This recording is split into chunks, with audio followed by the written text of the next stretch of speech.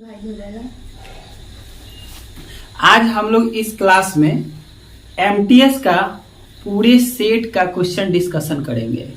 मतलब ये पूरे डिस्कशन जब हम कर देंगे तो इससे ना सिर्फ एमटीएस वाले स्टूडेंट को फायदा होगा बल्कि टीचर वाले बीपीएससी या एलडीसी सीजीएल कोई भी एग्जाम का प्रिपरेशन कर रहा होगा वो सारे स्टूडेंट को मैथ के क्वेश्चन बनाने में बहुत ही सहूलियत होगा। तो आइए हम लोग एक एक क्वेश्चन को अच्छा से समझते हैं और बहुत ही फास्ट वे में बनना आप लोग से क्वेश्चन स्टार्ट हो जाएगा। आज हम क्लास में आप लोग को सिर्फ क्वेश्चन बनाना ही नहीं सिखाएंगे बल्कि एग्जाम में कैसे याद रहेगा कि ये क्वेश्चन ऐसे बनाना है उसके बारे में भी क्वेश्चन में डिस्कस करेंगे। तो चलिए क्वेश्चन पे समय ना वेस्ट करते हुए क्वेश्चन पे चलते हैं। क्वेश्चन नंबर 1 कह रहा है एक कक्षा में 60% विद्यार्थी लड़के और शेष लड़कियां हैं।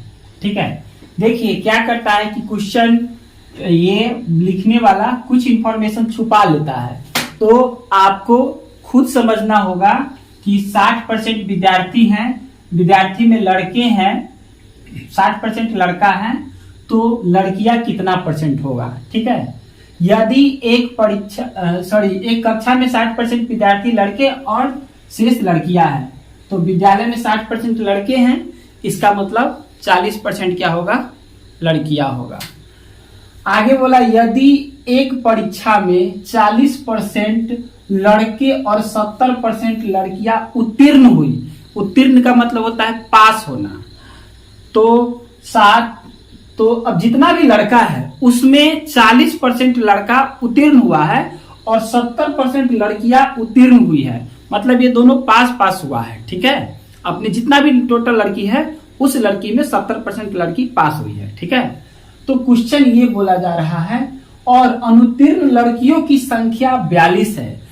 अब इंफॉर्मेशन क्या दिया है कि जो फेल हुई है लड़की उसका संख्या कितना है, 40 है। तो आप लोग से पूछा जा रहा है कि बताइए अनुत्तीर्ण लड़कों की संख्या कितना होगा।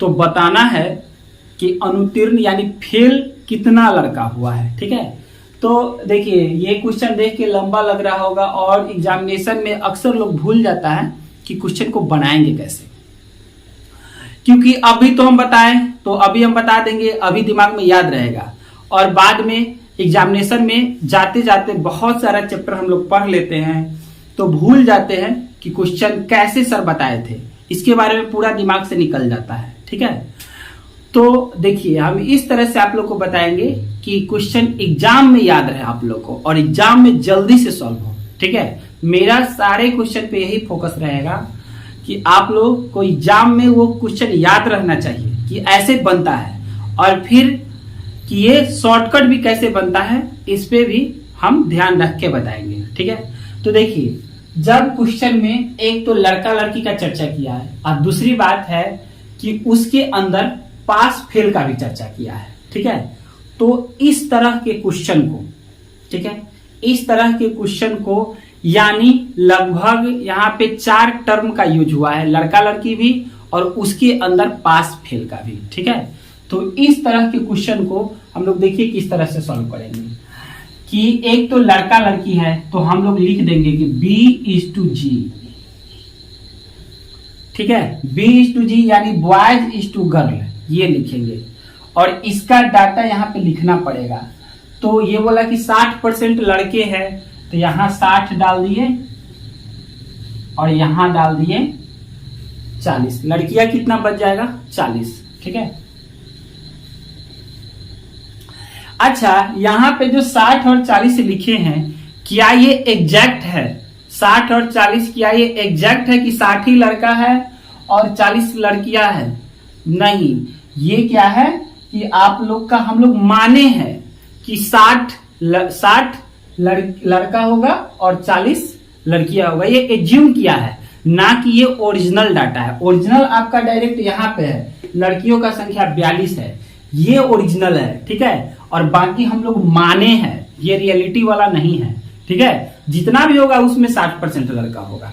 इसका मतलब ये हुआ कि अगर क्लास में 100 लड़का होगा तो 100 स्टूडेंट होगा तो उसमें 60 लड़का होगा, लेकिन अगर क्लास में 50 स्टूडेंट होगा तब 60 नहीं होगा, तब वहां पे 30 होगा। ठीक है, 60% का मतलब ये होता है।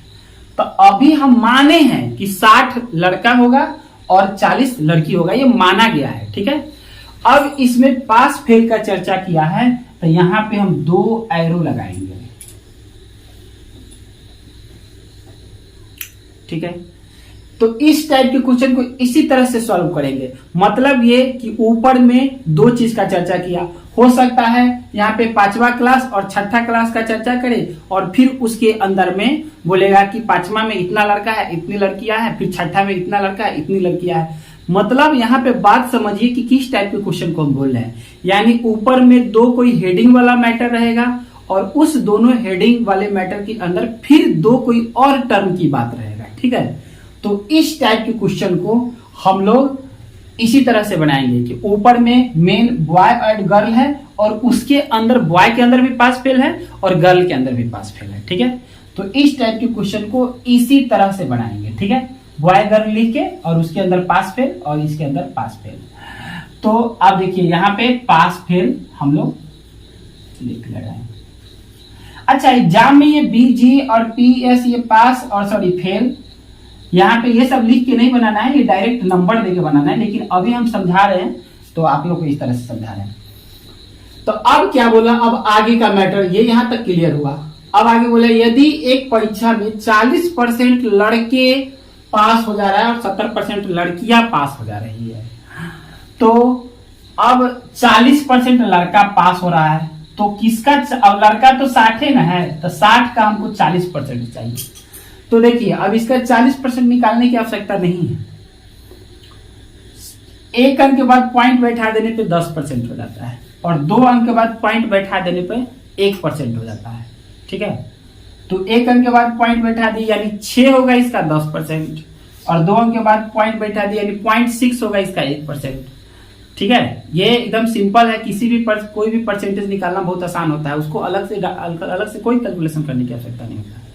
तो इसका 40% चाहिए तो 10% हुआ 6, तो 40% हो जाएगा 24, यानी 24 जो माने हैं उसमें 24 लड़का पास होगा।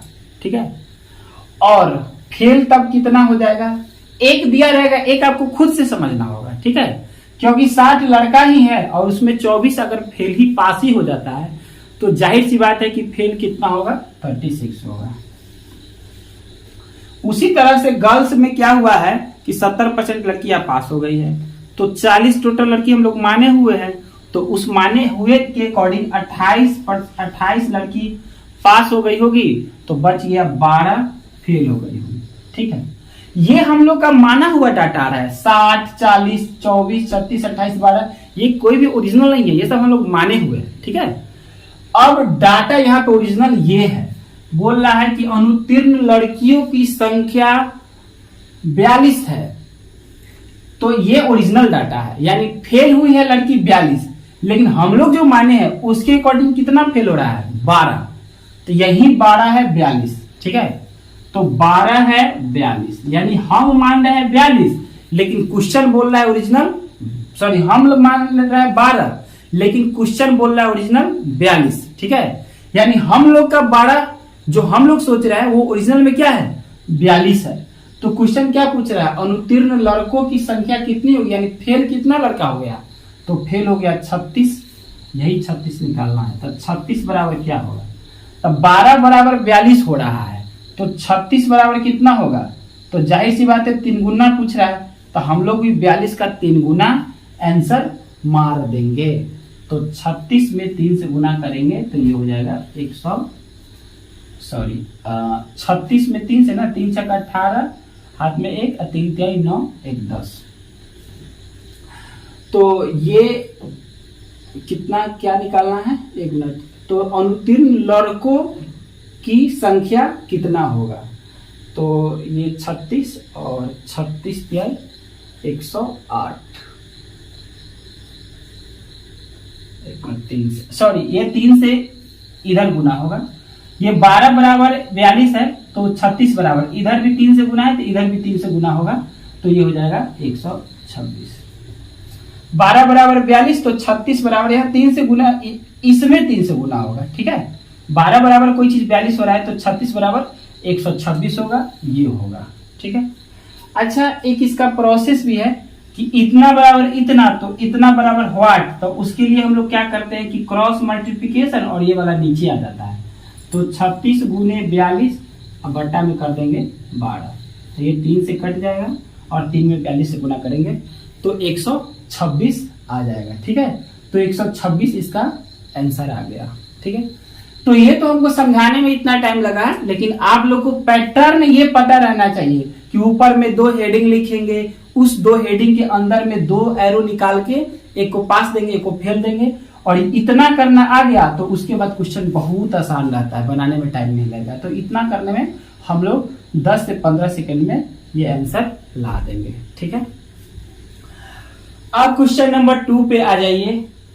x plus Y is to x minus Y equal to 5:1, और तो क्वेश्चन बोल रहा है, एक वो दिया हुआ है और दूसरा पूछ रहा है कि X square plus Y square is to X square minus Y square is to what. देखिए ये अलजेब्रा का क्वेश्चन है, ठीक है। तो अलजेब्रा का क्वेश्चन अगर एग्जाम में आए तो पहला हम लोग काम करेंगे कि उसको प्रोसेस से ना बना के खुद से माइंड में सोचेंगे, ठीक है। सोचना बहुत आसान होगा।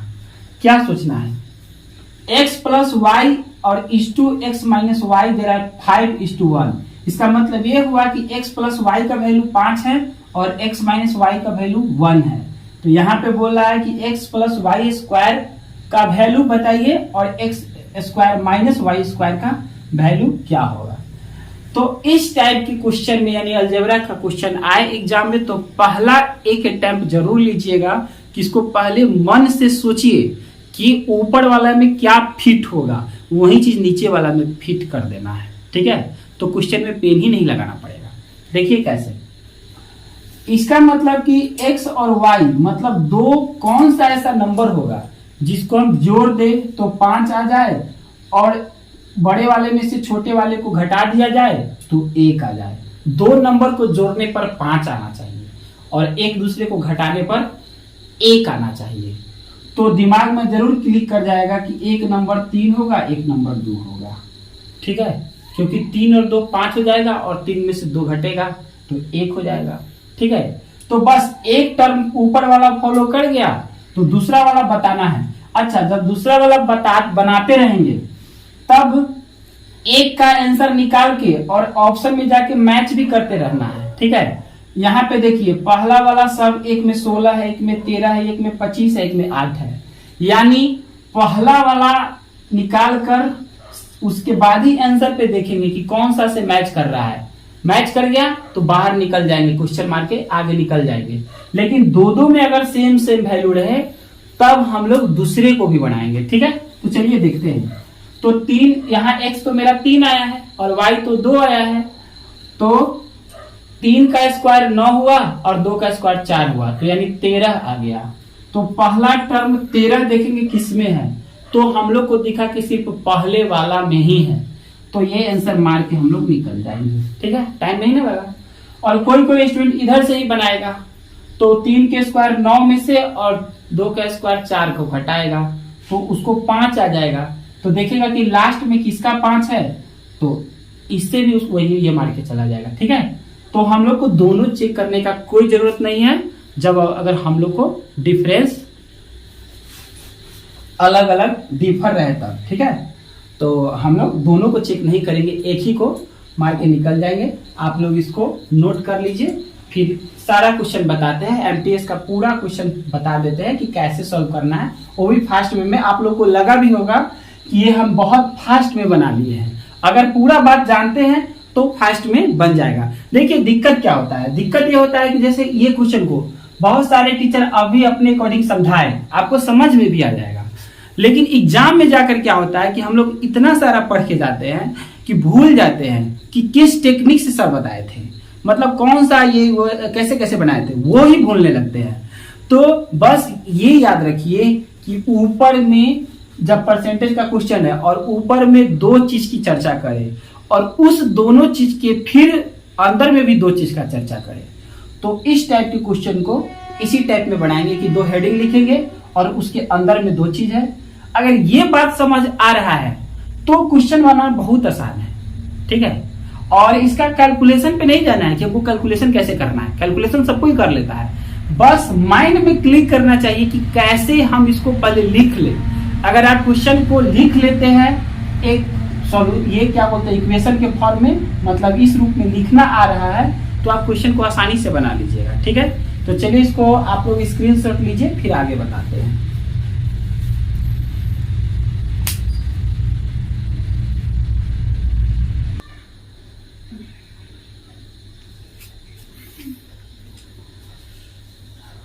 आप देखिए यहाँ पे क्वेश्चन नंबर 3 और 4 लिखा हुआ है, ठीक है।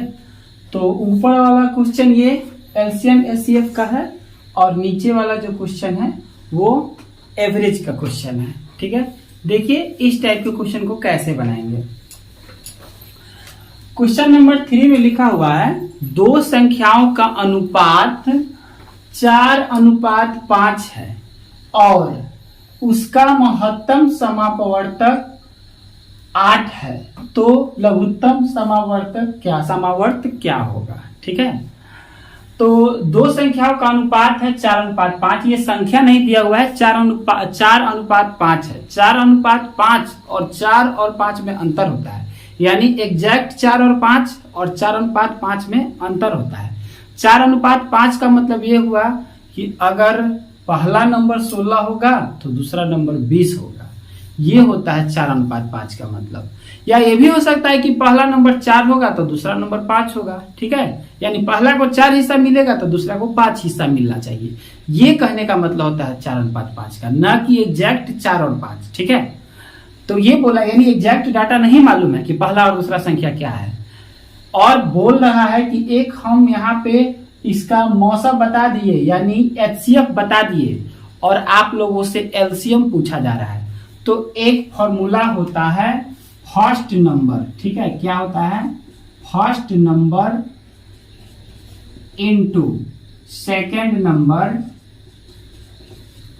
इक्वल टू एलसीएम गुने एचसीएफ, ठीक है, या एचसीएफ गुने एलसीएम।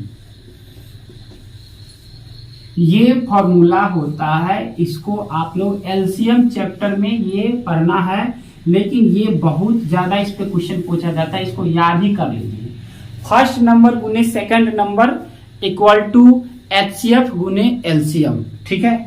एचसीएफ और एलसीएम क्या होता है थोड़ा सा हम चर्चा कर देते हैं ताकि आपको समझने में बहुत आसानी रहेगा, ठीक है। एचसीएफ जो होता है, जैसे कि मान लीजिए कि एक वैल्यू है 4 और ले लीजिए आप 8 ले लीजिए, ठीक है, 4 और 8, तो इसका एचसीएफ और इसका एलसीएम क्या होगा? तो एचसीएफ का मतलब होता है कि इसको दोनों को कौन सा बड़ा से बड़ा नंबर काट दे, दोनों को काटना चाहिए, ठीक है। और एलसीएम का मतलब होता है वो छोटा से छोटा नंबर जिसको ये दोनों काटे, ठीक है। तो यही होता है। तो इसका मतलब एचसीएफ में हम लोग इसके बेटा को खोजते हैं और एलसीएम में इसके पापा को खोजते हैं, यानी इससे बड़ा नंबर चाहिए, एचसीएफ में छोटा नंबर चाहिए, ठीक है। तो यहाँ पे देखिए फर्स्ट नंबर गुने सेकेंड नंबर बराबर एचसीएफ गुने एलसीएम, ठीक है। तो क्या यहाँ पे फर्स्ट नंबर दिया हुआ है? नहीं दिया हुआ है। 4 के रेशियो में दिया हुआ है। सेकेंड नंबर दिया हुआ है? नहीं दिया हुआ है। 5 के रेशियो में दिया हुआ है, ठीक है। लेकिन हाँ एचसीएफ दिया हुआ है, ठीक है, एचसीएफ दिया हुआ है, एलसीएम पूछ रहा है, ठीक है। तो देखिए यहाँ पे 4 टर्म है, 1 2 3 4, और 4 टर्म में अगर कोई भी 3 टर्म मालूम हो तो हम लोग चौथा निकाल सकते हैं, ठीक है। लेकिन यहां देख के तो लग रहा है कि सिर्फ एक ही टर्म दिया हुआ है, एचसीएफ लग रहा है, ठीक है। यहाँ पे लग रहा है कि 3 टर्म दिया ही नहीं हुआ है, लेकिन यहाँ पे 3 टर्म दिया हुआ है, पहला नंबर भी दिया हुआ है, दूसरा नंबर भी दिया हुआ है, एचसीएफ भी दिया हुआ है, बस मिसिंग है एलसीएम। कैसे?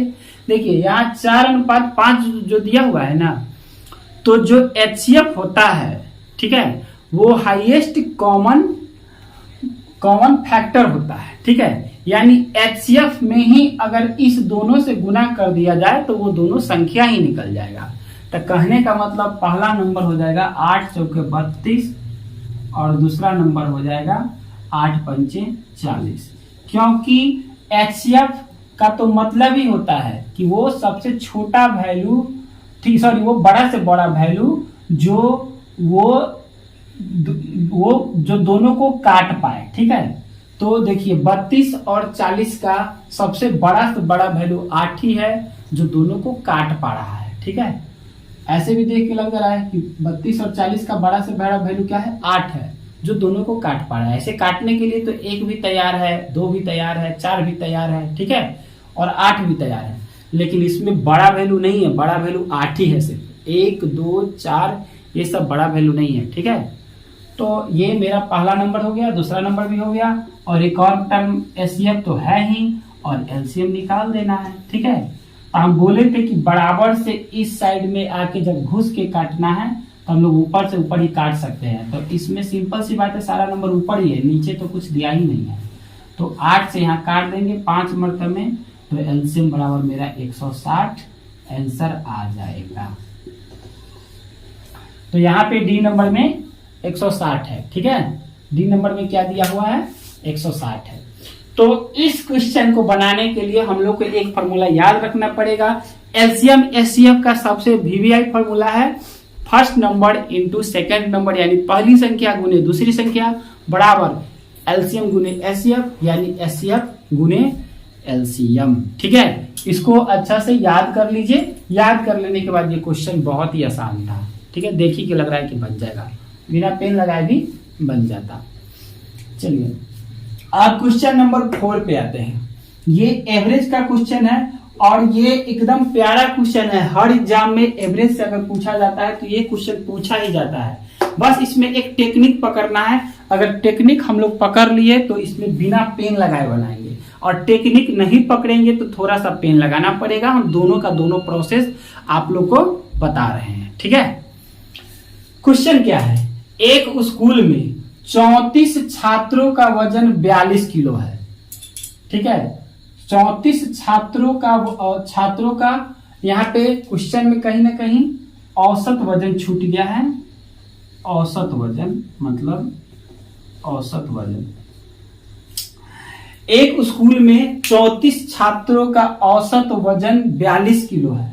यदि एक शिक्षक के भार को भी शामिल कर लिया जाए तो माध्य जो है यानी औसत जो है वो 400 ग्राम से बढ़ जाता है, 400 ग्राम बढ़ जाता है। तो शिक्षक का भार क्या है, देखिए क्वेश्चन ये कह रहा है कि स्कूल में पहले 34 बच्चा था और 34 बच्चा का अगर एवरेज अगर वजन बताया जाए तो 42 किलो है। एवरेज वजन का मतलब ये हुआ कि मान लीजिए सब बच्चे से खड़ा करा कर पूछा गया होगा, तो कोई बोला होगा मेरा 35 है, तो कोई बोला होगा मेरा 60 है, कोई कुछ भी बोला होगा। तो एवरेज का मतलब होता है वैसा पॉइंट जो सब पे मोटा मोटी फिक्स हो जाए। ठीक है, ये होता है एवरेज। बात समझ में आ रही है कि नहीं आ रही है। मान लीजिए कि अगर हमसे कोई पूछे कि आपका सैलरी क्या है, तो हम बोलेंगे कि पहला महीना में 24,000 आता है, दूसरा महीना में 25, तीसरा महीना में 26, चौथा महीना में 27, पांचवा महीना में 28, ठीक है, और छठा महीना में 29। तो ये थोड़ा बोरिंग लगेगा, तो एकदम बीच वाला वैल्यू हम लोग बोल देते हैं ताकि वो एक एवरेज चला जाए। ठीक है, तो किसी को बोल देंगे कि 26,000 है या 27,000 है, तो वो क्या हो जाएगा, एवरेज हो जाएगा। ठीक है, एवरेज मतलब होता है जो रफ टफ में चल जाए, तो सब पे चला जाए। तो ये हो गया कि उस कक्षा के 34 छात्रों का औसत वजन क्या था, 42 था, यानी 42 लगभग सबका था। ठीक है, 42 किलो है। अब टीचर आ जाता है, तो टीचर आ जाने के बाद अब तो 35 आदमी हो गया। अगर टीचर एंट्री करेगा तो टोटल कक्षा में कितने पर्सन हो जाएंगे, 35 आदमी हो जाएंगे। तो वो आके क्या कर रहे हैं टीचर कि सारे का 400 ग्राम वजन बढ़ा दे रहे हैं। ठीक है, 400 ग्राम क्या हो जाता है, बढ़ जाता है, यानी उसका भी और सारे स्टूडेंट का भी। यानी कहने का मतलब अब जो हो गया, अब कक्षा का औसत वजन कितना हो गया, 42 किलो 400 ग्राम।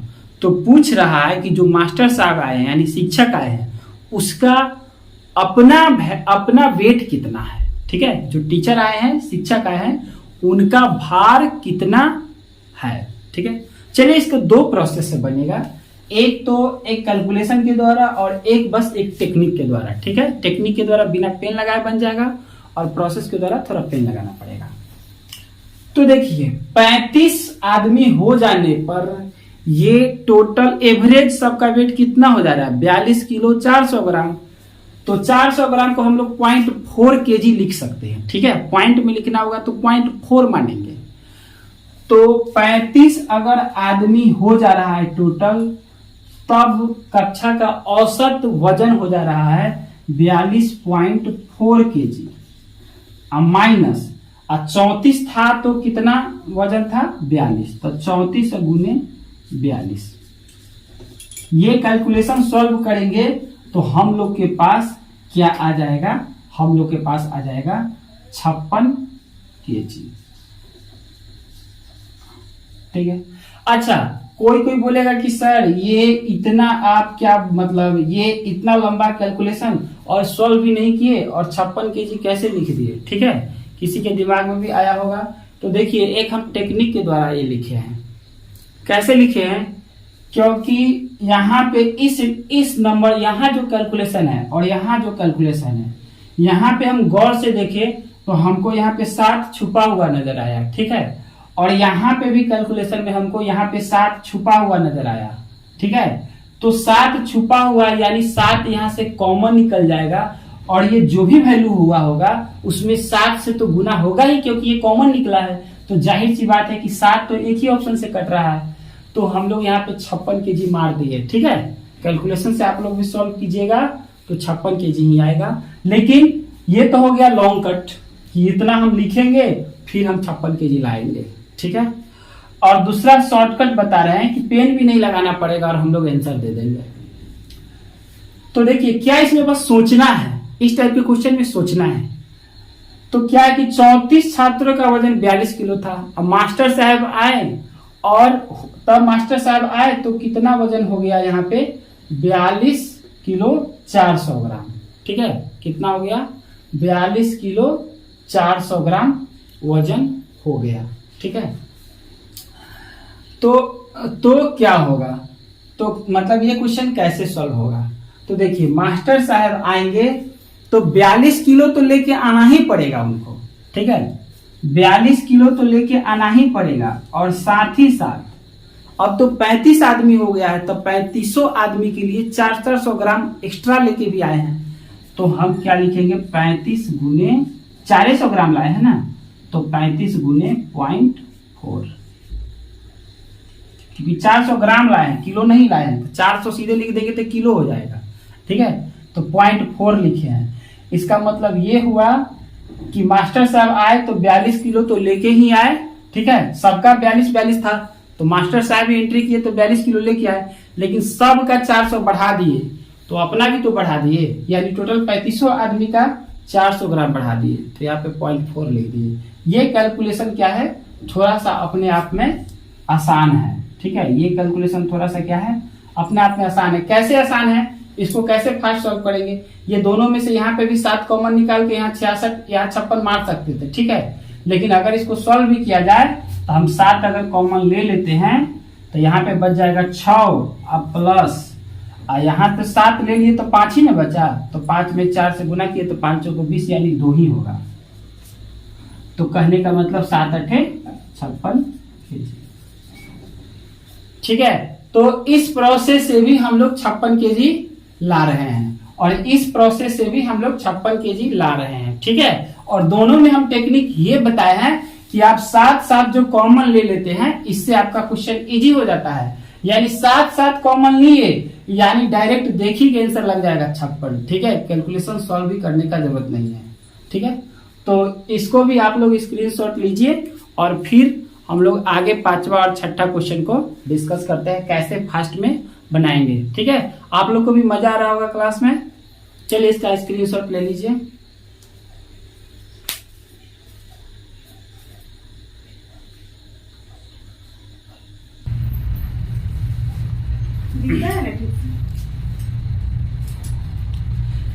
अब देखिए यहाँ पे क्वेश्चन नंबर 5 और क्वेश्चन नंबर 6 लिखा हुआ है, ठीक है। तो क्वेश्चन नंबर 5 देखिए, एक क्रिकेट खिलाड़ी ने 10 टेस्ट मैच खेलने के बाद 11वें टेस्ट में 100 रन बनाए, नतीजन उसके रनों की औसत 5 से बढ़ जाती है। रनों का वर्तमान औसत क्या होगा? औसत है क्या है, यही क्वेश्चन पूछा जा रहा है, ठीक है। फिर इस क्वेश्चन को अच्छा से देख लीजिए कि किस टाइप का क्वेश्चन है और इसको हम लोग कैसे चुटकी में बनाएंगे। फिर से क्वेश्चन देखिए, एक क्रिकेट खिलाड़ी ने 10 टेस्ट मैच खेलने के बाद 11वें टेस्ट में 100 रन बनाए। 10 मैच खेल लिया और उसके बाद 11वां खेलने गया तो 11वां में 10 मैच तो खेल चुका है। अब 10 मैच में कितना औसत रन है ये नहीं पता है, ठीक है। लेकिन 11वां जब खेलने जा रहा है तो 11वां में 100 रन मार के आया।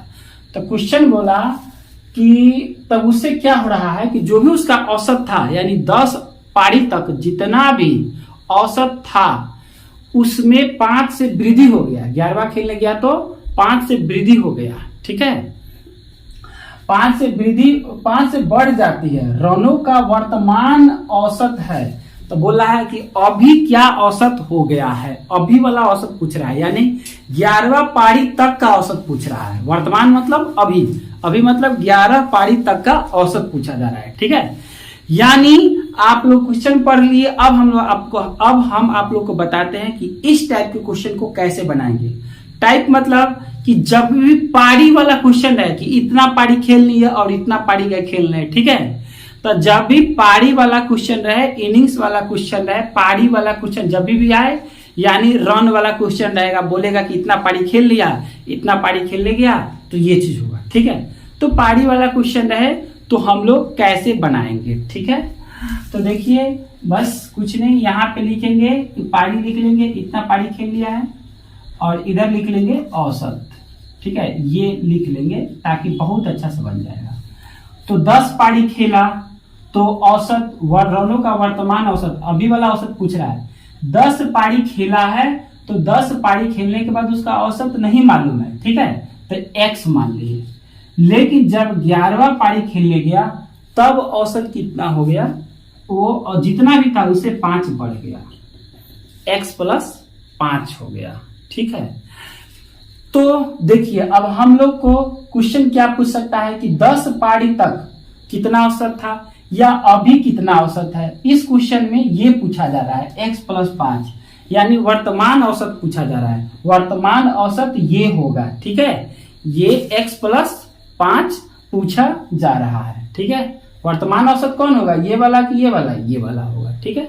और पहली वाले औसत कितना हो जाएगा, 10 पारी तक कितना औसत था, प्रारंभिक औसत क्या था, तब हम लोग x निकालेंगे। लेकिन वर्तमान औसत पूछ रहा है तो x + 5 निकालेंगे, ठीक है।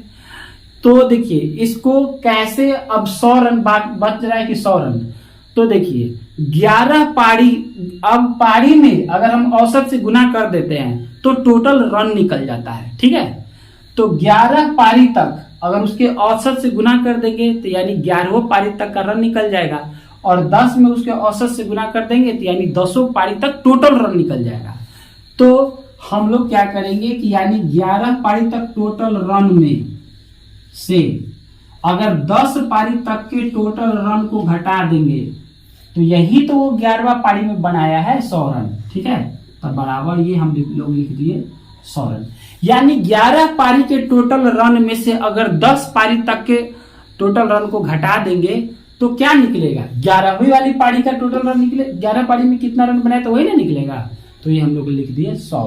तो ये पारी और औसत, ये जब भी इनिंग्स वाला क्वेश्चन रहे, यानी इतना पारी खेलने के बाद इतना औसत हो गया, फिर इतना रन बना लिया और तब इतना औसत से बढ़ गया, तो हम लोग ऐसे लिख के ही बनाएंगे। पारी लिख देंगे, औसत लिख देंगे, और तब लिखेंगे कि 10 पारी तक इतना औसत था, x था, 11वीं पारी में x + 5 हो गया है। फिर देखेंगे कि क्या पूछ रहा है, वर्तमान पूछ रहा है कि पहले प्रारंभिक पूछ रहा है, तो इसमें वर्तमान औसत पूछ रहा है, ठीक है। हम लोग को x + 5 निकालना है। तो अब ये कैलकुलेशन सेट करने आना चाहिए कि पारी में अगर औसत से गुना करते हैं तो टोटल निकल जाता है ना, पिछले क्वेश्चन में ही बताए हैं कि अगर हम लोग 34 लड़का में अगर उसके वेट से गुना कर दे रहे थे तो टोटल वेट निकल जा रहा था। उसी तरह से अगर पारी में औसत से गुना कर दूं तो क्या हो जाएगा, इसका टोटल रन निकल जाएगा। तो यानी 11 पारी का टोटल रन में से अगर 10 पारी का टोटल रन घटा देंगे तो 11वीं पारी का रन आएगा, यानी 100 आएगा। हम लोग को x + 5 का वैल्यू निकालना है, ठीक है। तो क्या करेंगे, अब इसको सॉल्व करना है। तो देखिए 11x तो ये होगा और यहाँ से 10x होगा और ये माइनस में जा रहा है, तो 11x में से 10x घटेगा तो ये हो गया सीधे x। और यहाँ पे 11 में 5 से हुआ तो 11 × 5 = 55 और ये 11 × 5 = 55 प्लस में है, उधर जाके 100 से माइनस किया तो ये हो गया 45। कैसे कैलकुलेशन सॉल्व किए कि देखिए 11 में 1 से गुना किए तो 11x हो गया और ये -10x यानी x बचा और 11 × 5 = 55 प्लस में उधर जाके घट गया तो 45, यानी x का वैल्यू आया 45। तो x + 5 का वैल्यू क्या होगा, 50। यानी हम लोग का आंसर क्या होगा, सी होगा। हम लोग का आंसर क्या होगा, सी होगा। इसको अच्छा से देख के समझ लीजिए कि अगर पारी वाला क्वेश्चन पूछे कि इतना पारी खेले, ठीक है, तो हम लोग ऐसे ही बनाएंगे, पारी लिखेंगे, औसत लिखेंगे, फिर 10 पारी का औसत इतना था, 11वीं पारी में इतना हो गया, घट जाएगा चाहे बढ़ जाएगा कुछ भी होगा, ठीक है। फिर 11वीं पारी के टोटल रन, यानी पारी में औसत से गुना कर देने पर टोटल रन निकल जाएगा। तो 11वीं पारी के टोटल रन में से 10 पारी तक के टोटल रन को घटा देंगे तो वही तो 11वीं पारी का रन है। 11 पारी तक का टोटल रन में से अगर हम 10 पारी तक के टोटल रन को घटा देंगे तो वही तो 11वीं पारी का रन निकलेगा। तो ये 11वीं पारी का टोटल रन तो दिया हुआ है 100, सिर्फ 11वीं पारी का रन, तो x का वैल्यू आ गया 45, यानी 10 पारी तक 45 रन था और 11वीं पारी में जो ये 100 बना लिया है, जिसकी वजह से 11वीं पारी तक 50 रन हो गया है, ठीक है। तो हम लोग से यही पूछ रहा है कि रनों का वर्तमान औसत क्या है, तो वर्तमान औसत 50 है, ठीक है। तो उम्मीद है कि आप लोग को समझ में आ गया होगा क्वेश्चन नंबर 5B। अब चलिए हम लोग क्वेश्चन नंबर 6 की तरफ बढ़ते हैं। बोला जा रहा है कि 2.05 मीटर लंबे एक रेखाखंड को गलती से 2 मीटर मापा जाता है, त्रुटि का प्रतिशत ज्ञात कीजिए। त्रुटि का प्रतिशत ज्ञात कीजिए। तो देखिए त्रुटि बहुत सारे क्वेश्चन में पूछेगा कि कोई कैलकुलेशन करने गया और 36 के बजाय 63 माप लिया, ठीक है, तो कुछ के बजाय कुछ भी माप लिया, तो कभी भी गलती का प्रतिशत वाला क्वेश्चन पूछता है तो याद रखिए इसका, ठीक है, फॉर्मूला ही होता है परसेंटेज एरर, ठीक है, परसेंटेज एरर बराबर, ठीक है, क्या होता है कि ट्रू वैल्यू माइनस, ठीक है, एरर वैल्यू, अब बट्टा में भी ट्रू वैल्यू, ठीक है, ये याद रखना पड़ेगा। ट्रू वैल्यू, देखिए ये क्या होता है, कंफ्यूजन हो जाता है बार बार कि क्या था, एरर माइनस ट्रू था या ट्रू माइनस एरर था, नीचे में क्या था, ट्रू था या एरर था, ये याद करना थोड़ा सा कभी कभी हम लोग बनाते वक्त भूल जाते हैं, क्योंकि फॉर्मूला याद हो तो हम लोग जल्दी से बना लेंगे, ठीक है।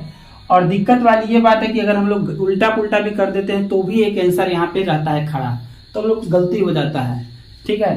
तो देखिए इसको ऐसे एक मेरा भाषा में याद कर लीजिए कि देखिए ट्रू वैल्यू और एरर वैल्यू, ट्रू वैल्यू ज्यादा बलवान है, ठीक है, तो वही आगे रहेगा, ठीक है, तभी तो उसमें से छोटा वाला घटेगा।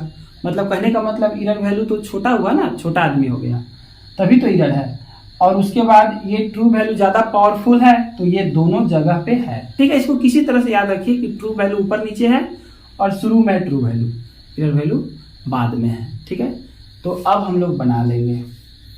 तो अब कैसे इसको बनाना है, ठीक है, तो ये देखिए इसको पॉइंट, अगर पॉइंट लेके बनाए तो थोड़ा सा कैलकुलेशन करने में दिक्कत होगा, लेकिन पॉइंट अगर मन ही मन हटा दे तो बहुत अच्छा रहेगा।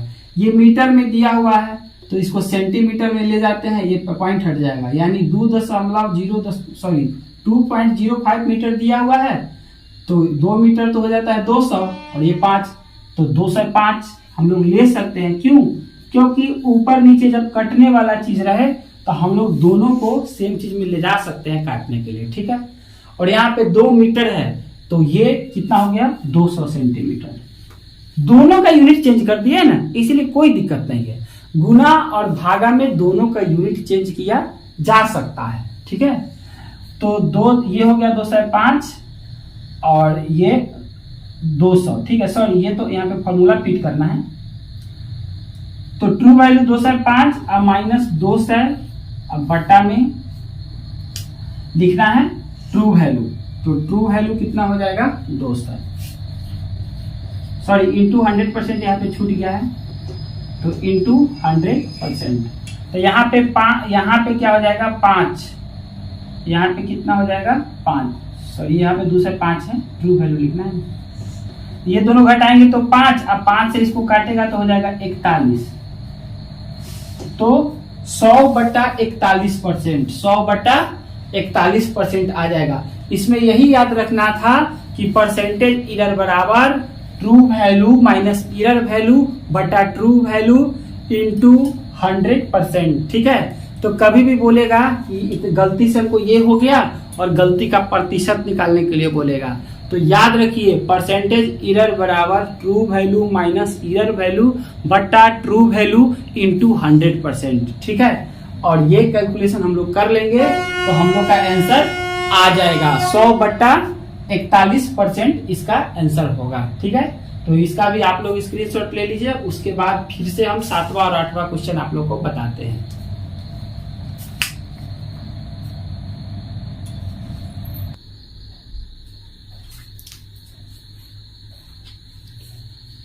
देखिए यहाँ पे क्वेश्चन नंबर 7 और क्वेश्चन नंबर 8 लिखा हुआ है, ठीक है। चलिए क्वेश्चन को पढ़ते हैं और समझते हैं कि किस चैप्टर से लिया गया है और इस क्वेश्चन को कैसे फास्ट बनाएंगे। एक व्यक्ति ने एक वस्तु को 1925 में खरीदा तथा 12% लाभ पर उसे बेच दिया। वस्तु का विक्रय मूल्य क्या था? ठीक है, एक आदमी क्या कर रहा है कि 1925 रुपए में कोई चीज खरीदा और सोचा कि अब 1925 में खरीदे हैं तो हम 12% लाभ लेंगे। ठीक है, 1925 का 12% लाभ लेंगे और इसको बेच देंगे। तो बेचने पे वो कितना में बेचा, यही क्वेश्चन पूछा जा रहा है। ठीक है, यानी विक्रय मूल्य ज्ञात करें तो कितना में बेचा वो चीज पूछा जा रहा है। ठीक है, देखिए ये क्वेश्चन प्रॉफिट लॉस का है। ये क्वेश्चन किसका है? प्रॉफिट लॉस का है। और प्रॉफिट लॉस में कुछ कुछ टर्म को आप लोग जान लीजिए कि इसको पहले हम लॉन्ग प्रोसेस से बता रहे हैं, यानी जो इसका प्रोसेस है वो बता रहे हैं और उसके बाद बस बताएंगे कि बस पेन भी नहीं लगाना है और इसको कैसे आंसर कर लेना है। ठीक है, तो देखिए प्रॉफिट लॉस कोई क्वेश्चन बनाने के लिए हमको कुछ चीज बता देते हैं, बेसिक चीज जो इस क्वेश्चन से रिलेटेड भी नहीं लेकिन बेसिक चीज जान लीजिए। एक होता है कॉस्ट प्राइस जिसको बोलते हैं सीपी। इसका मतलब कोई चीज जो खरीदता है वो जाता है कॉस्ट प्राइस। ठीक है, जैसे ये पेन, ये मान लीजिए ये मार्कर हम खरीद के लाए इसको 15 रुपया में, तो 15 रुपया क्या हो गया मेरे लिए, खरीद के लाए, ये 15 रुपया मेरे लिए कॉस्ट प्राइस हो गया। ठीक है, अब इस पे हम प्रिंट करवा दिए 30 रुपया, लेकिन बेच रहे हैं इसको 25 रुपया में। ठीक है, तो जो प्रिंट होता है उसको बोला जाता है मार्क प्राइस, एमपी बोला जाता है। ठीक है, जो प्रिंट रहता है उसको हम लोग क्या बोलते हैं, मार्क प्राइस, उसको एमपी बोला जाता है। और जितना में बेचते हैं वो होता है सेलिंग प्राइस, यानी उसको एसपी बोला जाता है। सेलिंग प्राइस को क्या बोलेंगे, एसपी। इसका मतलब 15 रुपए में हम खरीद के लाए तो 15 रुपया हो गया मेरे लिए कॉस्ट प्राइस। जितना इस पे प्रिंट है एमपी, तो एमपी कितना हो गया 30 रुपया और बेचे कितना में 25 रुपया में, तो 25 रुपया क्या हो गया सेलिंग प्राइस। ठीक है, अब प्रॉफिट, लॉस और डिस्काउंट, तीन टर्म और समझ लीजिए कि प्रॉफिट क्या होता है, लॉस क्या होता है, डिस्काउंट होता है। डिस्काउंट क्या होता है, तो आप 15 रुपया में खरीद के लाए और 25 में बेच दिए तो यहाँ पे 10 रुपया हो गया प्रॉफिट। ठीक है, लेकिन 15 रुपया में खरीद के लाते और 10 ही में बेच देते तो 5 रुपया क्या हो जाता, लॉस हो जाता। ठीक है, और डिस्काउंट मतलब कि जो एमपी जो इस पे अंकित है 30 रुपया, लेकिन बेचे कितना में, 25 रुपया में, तो 5 रुपया क्या है, डिस्काउंट है। ठीक है, यानी मार्क प्राइस से जो मार्क प्राइस पे जो जो हम लोग को थोड़ा डिस्काउंट मिलता है, वो जिसपे जितना प्रिंट लिखा रहता है उस पे जो डिस्काउंट मिलता है, तो उसके बाद हम लोग को सेलिंग प्राइस बचता है। यानी मार्क प्राइस हमेशा ज्यादा रहेगा और सेलिंग प्राइस हमेशा मार्क प्राइस से कम रहेगा। ठीक है, तो क्वेश्चन ये सब टर्म था प्रॉफिट लॉस का। लेकिन क्वेश्चन पे आ जाइए, क्वेश्चन बहुत ही आसान है। क्वेश्चन को कैसे बेसिक तरीका से बनाएंगे। और एक और बात बता दूं कि हमेशा कॉस्ट प्राइस को हम लोग 100% लेते हैं। कॉस्ट प्राइस को कितना लेते हैं, 100%। और प्रॉफिट या लॉस जो भी होता है वो हमेशा कॉस्ट प्राइस पे ही होता है। तो क्वेश्चन को अगर बेसिक तरीका से बनाने जाएंगे तो हम लोग लिखेंगे कि एक वस्तु को 1995 में खरीदा तथा 12% लाभ को बेच दिया, तो विक्रय मूल्य क्या था। तो 100%, कॉस्ट प्राइस तो हमेशा 100% होता है, तो 100% बराबर 1925। 12% लाभ लिया तो कितना परसेंट पे बेचेगा, 112% पर।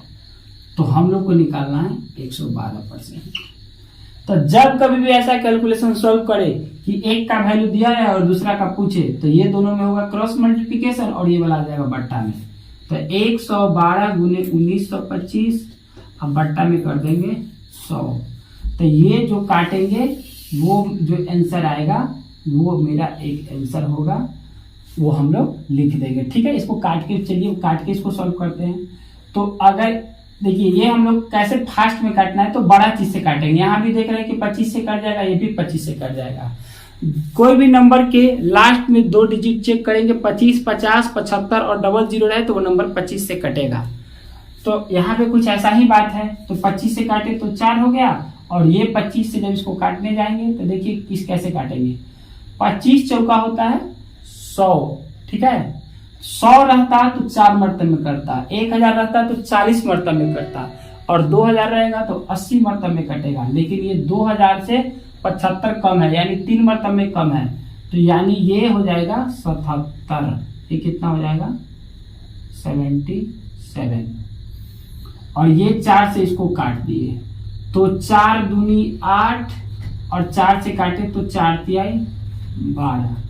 ठीक है, तो ये 23 गुने 77, यानी 23 गुने 11 गुने 7। तो 11 तिहाई 33 के 3, हाथ में 3, 11 दूनी 22, 3 25 हो गया, और 25 में 7 से गुना करेंगे तो 7 से 21 के 1 मिनट, ये कैसे हुआ है, सॉरी 40 दूनी 80, 80 में ये 3 कम है, 77 हो गया। ठीक है, और यहाँ पे 4 से काटे तो 4 दूनी 8, और 4 दूनी 8 और 4 अट्ठे 32। यहाँ पे 8 होगा, सॉरी 8 होगा। ठीक है,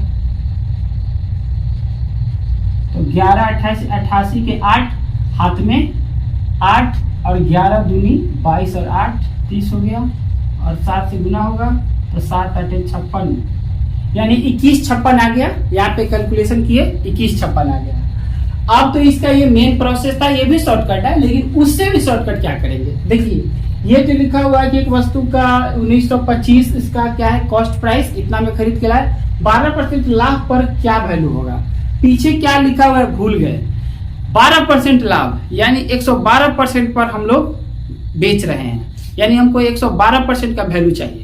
तो 112% का वैल्यू चाहिए, यानी जो भी नंबर आया होगा, जितना भी रुपया आया होगा, उसमें 112 से जरूर गुना हुआ होगा। और 112 को देख ही के लग रहा है कि 112 4 से कटता है, क्योंकि लास्ट में 12 है, ये 4 से कट रहा है। 112% निकालना है, यानी 112 से गुना हुआ होगा उस नंबर में। तो 112 से गुना हुआ वाला ही हमको नंबर चाहिए। तो कैसे, अब 112 से तो चेक नहीं करेंगे ना चारों को, क्योंकि 112 बड़ा नंबर है। तो चलिए 112 से थोड़ा और छोटा निकालते हैं जिससे चेक कर पाए। तो 112 के अंदर 4 छुपा हुआ है, तो चलिए 4 से देखते हैं कौन कौन नंबर कट जा रहा है। तो 4 से तो ये नंबर नहीं कटेगा, क्योंकि लास्ट में 2 0 और 2 है। 4 का नियम ये कहता है कि लास्ट में 2 डिजिट देखेंगे, ये 4 से कटे या 00 रहे, तो ये 4 से कटेगा। तो यहाँ पे देखें कि ये ना तो 00 है और ना तो 4 से कट रहा है, तो ये नंबर 4 से नहीं कटेगा, ये भी नंबर 4 से नहीं कटेगा। ये नंबर 4 से कट सकता है, ये भी नंबर 4 से कट सकता है। तो अब ये दोनों में से कोई एक आंसर हो सकता है, लेकिन 112 में क्या छुपा हुआ है? 14 8 112, ठीक है, यानी 14 भी छुपा हुआ है, कहने का मतलब 7 भी छुपा हुआ है। तो 7 से चेक करने गए तो ये देखिए 21 तो कट जाएगा, लेकिन ये नहीं कटेगा।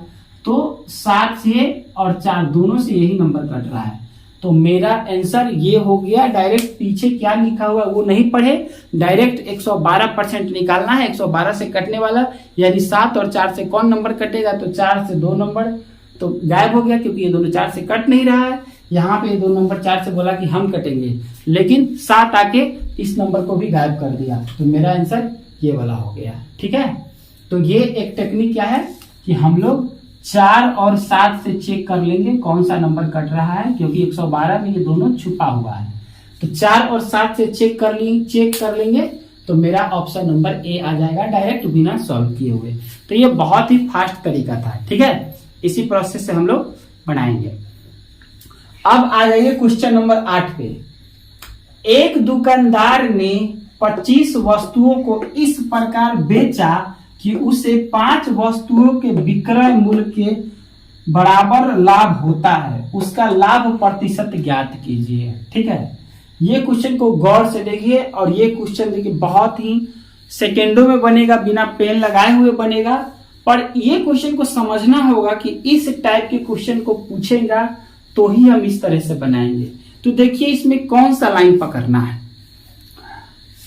एक दुकानदार ने 25 वस्तुओं को इस प्रकार बेचा कि उसे 5 वस्तुओं के विक्रय मूल्य के बराबर लाभ होता है। ये वाला लाइन, उसे 5 वस्तुओं के विक्रय मूल्य के बराबर लाभ होता है। कोई कोई क्वेश्चन में रहेगा 5 वस्तुओं के क्रय मूल्य के बराबर लाभ होता है। तो इस टाइप के क्वेश्चन को पकड़ लीजिए कि बीच में लिखा रहेगा 5 वस्तुओं के विक्रय मूल्य के बराबर लाभ होता है, और कोई कोई में लिख देगा 5 वस्तुओं के क्रय मूल्य के बराबर में लाभ होता है।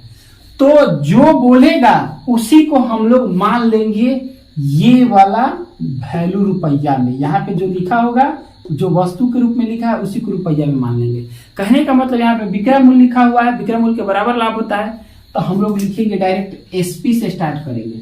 एसपी बराबर क्या मानेंगे? इसी को रुपया में मान लेंगे, जो स्टार्टिंग में लिखा हुआ है उसी को रुपया में मान लेंगे। अगर क्रयमूल्य के बराबर लाभ लिखा रहता तो हम लोग क्रयमूल्य के बराबर में इतना रुपया मान लेते, ठीक है। यही टेक्निक है। तो एसपी बराबर मान लिए 25 रुपया में मान लिए, ठीक है, 25 रुपीज में मान लिए। और अब ये क्या बोल रहा है, बेचा तो उसे 5 वस्तुओं के बराबर में लाभ होता है, और इसको हम लोग लाभ मान लेंगे। तो प्रॉफिट कितना यहां मान लेंगे? 5 मान लेंगे। प्रॉफिट क्या मान लेंगे? 5 मान लेंगे। तो जाहिर सी बात है कि कॉस्ट प्राइस क्या होगा, यानी कोई चीज को बेच रहा है 25 रुपया में और लाभ हो जा रहा है 5 रुपया, इसका मतलब खरीदे कितना में होंगे? 20 रुपया में खरीदे होंगे। अब तो आसानी से जब तीनों टर्म आ गया, तीनों टर्म नहीं, बस सीपी और प्रॉफिट या लॉस हुआ है, यही 2 टर्म आ जाए तो हम लोग आराम से बता सकते हैं कि लाभ प्रतिशत कितना हुआ है, हानि प्रतिशत कितना हुआ है, ठीक है। तो परसेंटेज प्रॉफिट किस पे निकाला जाता है? हमेशा प्रॉफिट या लॉस परसेंटेज निकालेंगे कॉस्ट प्राइस पे। हम लोग कॉस्ट प्राइस पे इसीलिए क्योंकि जितना पे हम लोग खरीदे रहते हैं उसी से ना मिलाते हैं कि कितना लाभ हुआ, कितना हानि हुआ, ठीक है। तो परसेंटेज प्रॉफिट कैसे निकालेंगे? तो खुद से मन में पूछेंगे, परसेंटेज प्रॉफिट पूछ रहा है ना, तो पूछेंगे कितना लाभ हुआ, तो जवाब आएगा 5। कितना पर लाभ हुआ, तो 20 रुपया पर होगा, इंटू 100%। तो देखिए ये यहां से कर जाएगा 4 मरतब में, और यहां से ये 25%। तो इसका आंसर कितना आ जाएगा? 25% आंसर हो जाएगा, ठीक है। क्या आ जाएगा? 25% इसका आंसर हो जाएगा। फिर से इसको समझ लीजिए। एक दुकानदार ने 25 वस्तुओं को इस प्रकार बेचा कि उसे 5 वस्तुओं के विक्रय मूल्य के बराबर लाभ होता है। तो देखिए यहां जो दे रहा है कि विक्रय मूल्य के बराबर लाभ होता है या क्रय मूल्य के बराबर लाभ होता है, इस टाइप के क्वेश्चन में जो चीज बोलेगा जिसके बराबर में लाभ होता है उतना ही को मान लेंगे। ये जो स्टार्टिंग में जो वैल्यू लिखा रहेगा वो रुपया में मान लेंगे। अब प्रॉफिट या लॉस ये जो यहाँ पे जो लिखा रहेगा उतना रुपया मान लेंगे, ठीक है। तो 2 टर्म पता चला तो तीसरा टर्म यहाँ पे निकालेंगे और तब यहाँ पे प्रॉफिट या लॉस परसेंटेज हम लोग निकाल लेंगे। ठीक है, तो याद रखना पड़ेगा कि विक्रय मूल्य के बराबर में लाभ होता है या क्रय मूल्य के बराबर में लाभ होता है। इस टाइप को क्वेश्चन बनाने के लिए जो स्टार्टिंग में वैल्यू दिया रहता है वही हम लोग विक्रय मूल्य या क्रय मूल्य को मान लेते हैं, और उसके बाद लाभ रहेगा तो लाभ को ये वाला रुपया में मान लेंगे, और हानि रहेगा तो हानि को ये वाला रुपया में मान लेंगे, और उसके बाद क्वेश्चन को सॉल्व कर देंगे। ठीक है, तो हम उम्मीद करते हैं कि 7 और 8 नंबर क्वेश्चन भी आप लोग को बहुत ही इंटरेस्टिंग लगा होगा ये मेथड। ठीक है, तो आप लोग इसका स्क्रीनशॉट लीजिए, फिर हम 9 नंबर और 10 नंबर आप लोग को बताते हैं। ठीक है,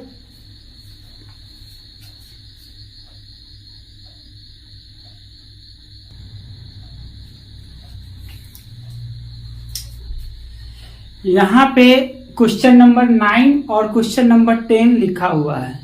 क्वेश्चन नंबर 9 में एक कैलकुलेटिव है। ठीक है, कोई भी कैलकुलेशन को हम लोग फ्री बोर्ड मास से हम लोग सॉल्व करते हैं। ठीक है, तो ये बोर्ड मास तो आप लोग जानते होइएगा कि कैसे हम लोग ये मतलब यूज करते हैं, ब्रैकेट, उसके बाद बोर्ड मास, ये तो आप लोग जानते भी होइएगा।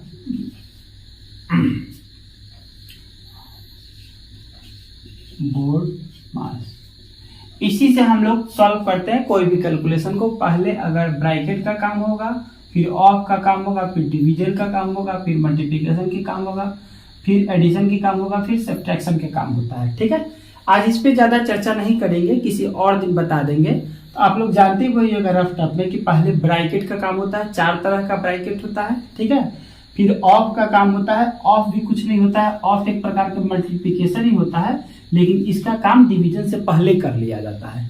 फिर डिवीजन का काम होता है, और फिर मल्टीप्लिकेशन का काम होता है, फिर एडिशन का काम होता है, फिर सब्ट्रैक्शन का काम होता है। ये जो ब्रैकेट होता है ये भी 4 टाइप का होता है। एक बार ब्रैकेट होता है, एक स्मॉल ब्रैकेट होता है, एक मिडिल ब्रैकेट होता है, और उसके बाद एक बिग ब्रैकेट होता है। तो ये मतलब ये नियम है, और ऑफ और मल्टीप्लिकेशन में यही अंतर है, दोनों गुना का ही काम करता है, लेकिन ऑफ का काम डिवीजन से पहले होता है और सीधे मल्टीप्लिकेशन का काम डिवीजन के बाद होता है। ठीक है, तो इसी नियम से हम लोग सॉल्व करते हैं कोई भी कैलकुलेशन को, ये आप लोग जानते होइएगा। चलिए, तो ये क्वेश्चन को कैसे बनाएंगे, देख के लग रहा होगा कि बहुत लंबा है और काफी टाइम लगेगा, लेकिन इस टाइप के क्वेश्चन को बनाने में ज्यादा समय नहीं लगता है। आप लोग बनाते भी नहीं होइएगा, छोड़ देते हैं। बहुत सारे स्टूडेंट छोड़ देता है कि लंबा क्वेश्चन है, बनाएंगे तो बहुत टाइम लगेगा, लेकिन इस टाइप के क्वेश्चन को बनाने में बिल्कुल समय नहीं लगता है। देखिए इसको क्या करना है, जैसे कि इसमें क्या लिखा है 143 माइनस, फिर स्मॉल ब्रैकेट स्टार्ट है, 9 - 2 है, और इसको एक मिडिल ब्रैकेट से घेरा गया है, और इधर में भागा लगा हुआ है बीच में, और बड़ी ब्रैकेट के अंदर में 2 प्लस मिडिल ब्रैकेट 3 इंटू फिर स्मॉल ब्रैकेट में -5 इंटू स्मॉल ब्रैकेट में -1। ठीक है, तो देखिए कैसे करना है। ये एक पोर्शन है और एक ये पोर्शन है। ठीक है, और ये वाला पोर्शन का कैलकुलेशन करके और ये वाला पोर्शन का कैलकुलेशन करके डिवाइड कर देना, आंसर लाना है। ठीक है, तो हम लोग इधर से बढ़ाएंगे तो ज्यादा हम लोग को समझ में आएगा। ठीक है, तो ये देखिए, ये तो तीनों आपस में गुना है, तो ये 3 × 5 = 15, और 15 में 1 से गुना किए तो 15 ही हुआ, और 2 बार माइनस टकरा के क्या हो गया, प्लस हो गया। तो इतना दूर का वैल्यू आया 15, और ये 2, यानी ये टोटल का वैल्यू आ गया 17। और इधर देखिए 9 में से 2 घटा तो 60 हुआ, और 143 में से फिर 7 ये घट जाएगा, तो कितना हो जाएगा 136। तो 17 × 8 कितना होता है 136। बहुत ही आसान था। ठीक है, आप लोग भी इधर से सॉल्व कीजिएगा, जल्दी बनेगा, इसमें ज्यादा कुछ रहता नहीं है, बहुत फास्ट बन जाता है। चलिए, मेन क्वेश्चन नंबर 10 यहाँ पे समझाने वाला है कि ये थोड़ा इंटरेस्टिंग क्वेश्चन है। एक निश्चित धनराशि पर एक कोई खास धनराशि है, मतलब एक कोई फिक्स मूलधन है, और 12% की वार्षिक दर से 2.5 वर्ष में प्राप्त होने वाला साधारण ब्याज उसी धनराशि पर 10% की वार्षिक दर से 2.5 वर्ष में प्राप्त होने वाले साधारण ब्याज से 50 रुपया कम है, धनराशि ज्ञात करें। मतलब ये कि कोई मूलधन है, अगर उस मूलधन को एक आदमी को दे रहे हैं और उस आदमी को दे रहा है 12% पर और 2.5 वर्ष के लिए, ठीक है, और दूसरे आदमी को दे रहे हैं 10% पर 2.5 वर्ष पर, तो क्या हो जा रहा है, 50 रुपया कम हो जा रहा है। जाहिर सी बात है कि एक आदमी को 12% पर देंगे, वो भी 2.5 वर्ष के लिए ले रहा है, और एक आदमी को 10% पर देंगे, वो भी 2.5 वर्ष के लिए ले रहा है। तो 10% पर वाला जिसको दिए हैं वो 50 रुपया कम दे रहा है, ठीक है। तो बोल रहा है कि धनराशि ज्ञात करने के लिए इस टाइम में धनराशि क्या होगा, अगर ऐसा कंडीशन होगा तो धनराशि क्या होगा। तो देखिए, हम लोग हमेशा धनराशि को यानी सिंपल इंटरेस्ट के क्वेश्चन को बनाने के लिए, साधारण ब्याज के क्वेश्चन को बनाने के लिए मूलधन जो होता है अपने आप में 100% होता है। मूलधन कितना होता है, 100% होता है, ठीक है। तो मूलधन क्या होता है, 100%। अब क्या बोल रहा है कि 12% की अगर वार्षिक दर से 2.5 वर्ष तक देंगे तो साधारण ब्याज, तो 12% से 2.5 वर्ष तक चला है तो कितना परसेंट ब्याज हो जाएगा, 12 में 2.5 से गुना कर दीजिए, 30%।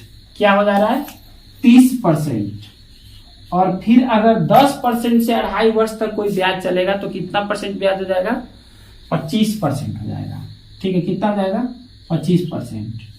और बोल रहा है कि ये वाला 50 रुपया कम है, तो कम है यानी -30% और -25%, और ये बराबर हम लिख दिए 50। और हम लोग को क्या निकालना है, 100% का वैल्यू निकालना है। तो 5% बराबर 50, तो 100% बराबर कितना हो जाएगा, 5% बराबर 50, तो यहाँ 10 गुना है, तो 100% बराबर कितना हो जाएगा, 1000 आंसर हो जाएगा। देखिए 30% और -25% बराबर 50 है, यानी 5% बराबर 50 है, ठीक है। 5% बराबर 50 यानी 10 गुना है, ठीक है। 5% जो हम लोग आ रहा है वो 50 के बराबर में है, तो 100% मूलधन होता है, तो 100% बराबर कितना हो जाएगा, 1000 रुपया आंसर हो जाएगा, ठीक है। तो आप लोग इसको भी नोट कर लीजिए, उसके बाद हम लोग अगला क्वेश्चन की तरफ बढ़ते हैं।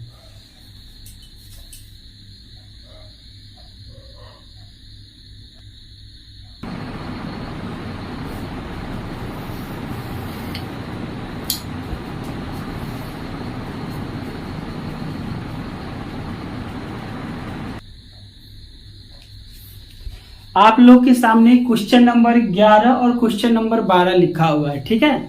क्वेश्चन नंबर 11 क्या कर रहा है कि 5% प्रति वर्ष के चक्रवृद्धि ब्याज पर 2 वर्षों के लिए निवेश करने पर एक निश्चित राशि 1543 रुपया 50 पैसा हो जाती है, तो यह राशि ज्ञात करें। और यहाँ पे 4 विकल्प दिया गया है, ठीक है। तो देखिए, चक्रवृद्धि ब्याज का क्वेश्चन बनाने के लिए एग्जाम में आपको 5% दर से और 10% दर से अधिकतर क्वेश्चन पूछा जाता है, इसीलिए हम 5% और 10% के दर से 2 वर्ष और 3 वर्ष दोनों का चक्रवृद्धि ब्याज कितना हुआ ये याद ही करके रखेंगे। इससे क्वेश्चन बहुत जल्दी सॉल्व हो जाता है, ठीक है। मतलब 5% और 10% एक ऐसा वैल्यू है जिससे ज्यादातर क्वेश्चन पूछा जाता है, ठीक है। तो 5% और 10% का 2 और 3 ही वर्ष का ज्यादातर क्वेश्चन पूछा जाएगा, ठीक है। तो याद रखिए कि 5% से 2 वर्ष का कितना होगा, 10.25% हो जाएगा, और 3 वर्ष का हो जाएगा 15.7625% हो जाएगा, ठीक है। ये 2 वर्ष है, ये 3 वर्ष है। और 10% का भी वैल्यू याद रखिए कि 2 वर्ष का हो जाएगा 21% और 3 वर्ष का हो जाएगा 33.1%। तो ये वैल्यू हम लोग याद रखेंगे ताकि क्वेश्चन बनाने में हम लोग को बहुत हेल्प मिलेगा। यानी रट लीजिए कि 5% से 2 वर्ष का चक्रवृद्धि ब्याज होगा 10.25% और 3 वर्ष का चक्रवृद्धि ब्याज 5% से हो जाएगा 15.7625%। उसी तरह से हम लोग 10% का भी याद रखेंगे कि 10% का 2 वर्ष का चक्रवृद्धि ब्याज होगा 21% और 3 वर्ष का होगा 33.1%। ये हम लोग डाटा याद रखेंगे, ठीक है। तब क्वेश्चन बनाने में मजा आएगा, जल्दी बन जाएगा। देखिए इस क्वेश्चन में भी 5% का चर्चा हुआ है और इसी के हेल्प से इस क्वेश्चन को हम लोग बिना पेन लगाए बनाएंगे। ठीक है, देखिए कैसे, मतलब फास्ट में कैसे बनाएंगे बिना पेन लगाए, आपको समझ में आ जाएगा। तो देखिए यहाँ पे 5% की चर्चा हुआ है और कितना वर्ष का हुआ है, 2% का। तो हम लोग को देख ही लग रहा है कि ये हो जाएगा 10.25% इसका चक्रवृद्धि ब्याज आएगा। ठीक है, तो क्वेश्चन क्या बोल रहा है कि निवेश करने पर यह निश्चित राशि 1543 रुपया और 50 पैसा हो जाता है। ये क्या निकल के आया, ये मिश्र धन है। तो 100% होता है मूलधन, और उसमें अगर हम 10.25% जोड़ देंगे तो हो जाएगा 110.25%। ये मिश्रधन हुआ, ये दिया हुआ है 110.25%। कितना दिया हुआ है, 15, ये कितना दिया हुआ है 1543। ठीक है, 1543.5।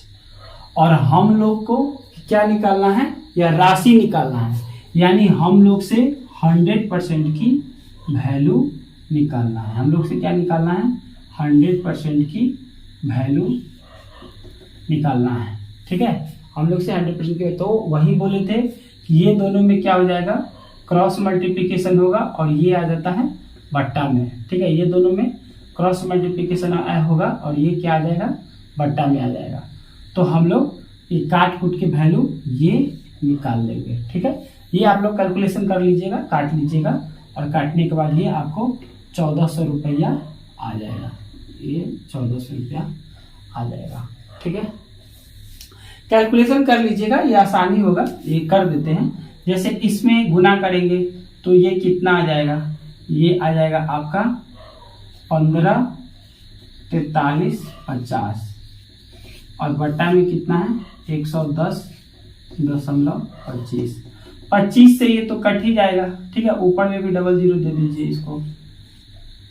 तो 25 से इसको काटेंगे, 25 से इसको काटेंगे, काट लीजिएगा आप लोग। ठीक है, ये लंबा कैलकुलेशन लग रहा है, ये मतलब इसको काटेंगे तो ये आ जाएगा 1400 रुपया। ठीक है, और उसके बाद अब ये क्वेश्चन देख लीजिए, एक आदमी 6 घंटे के लिए 5 किलोमीटर प्रति घंटा की दर से और 11 घंटे के लिए 4 किलोमीटर प्रति घंटा की गति से चलता है। आदमी की औसत गति क्या होगा, एवरेज स्पीड पूछ रहा है। एवरेज स्पीड बराबर हमेशा याद रखिए टोटल डिस्टेंस बटा टोटल टाइम, टोटल डिस्टेंस बटा टोटल टाइम। और डिस्टेंस निकालने के लिए हम लोग को स्पीड और टाइम में गुना करना पड़ता है। ठीक है, तो एवरेज स्पीड बराबर total distance by total time. तो हम लोग को तो वही तो निकालना है, एवरेज स्पीड निकालना है। तो टोटल डिस्टेंस चाहिए, तो 6 घंटा से 5 किलोमीटर चलेगा तो ये 30 किलोमीटर चलेगा, अब प्लस 11 घंटे से 4 किलोमीटर चलेगा तो 11 चौको 44 किलोमीटर चलेगा। तो टोटल डिस्टेंस हो गया ऊपर में, और टोटल टाइम चाहिए, तो टाइम यहाँ पे 6 घंटा और 11 घंटा 17 घंटा। तो कहने का मतलब ये दोनों को जोड़ देंगे तो हो जाएगा 74/17, यानी 17 चौको 68, 17 चौको 68, तो 4.6/11 और 6 17। हाँ,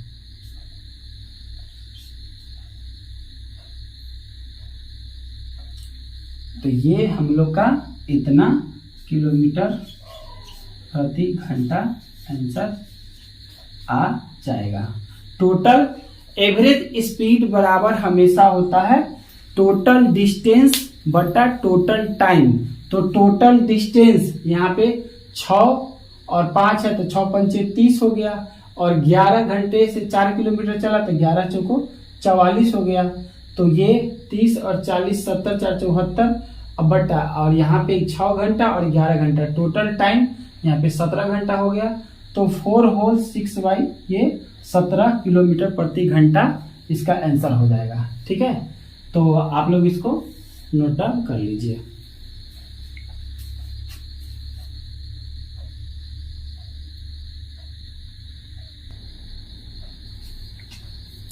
तो आप लोग नोट डाउन कर लिए होंगे।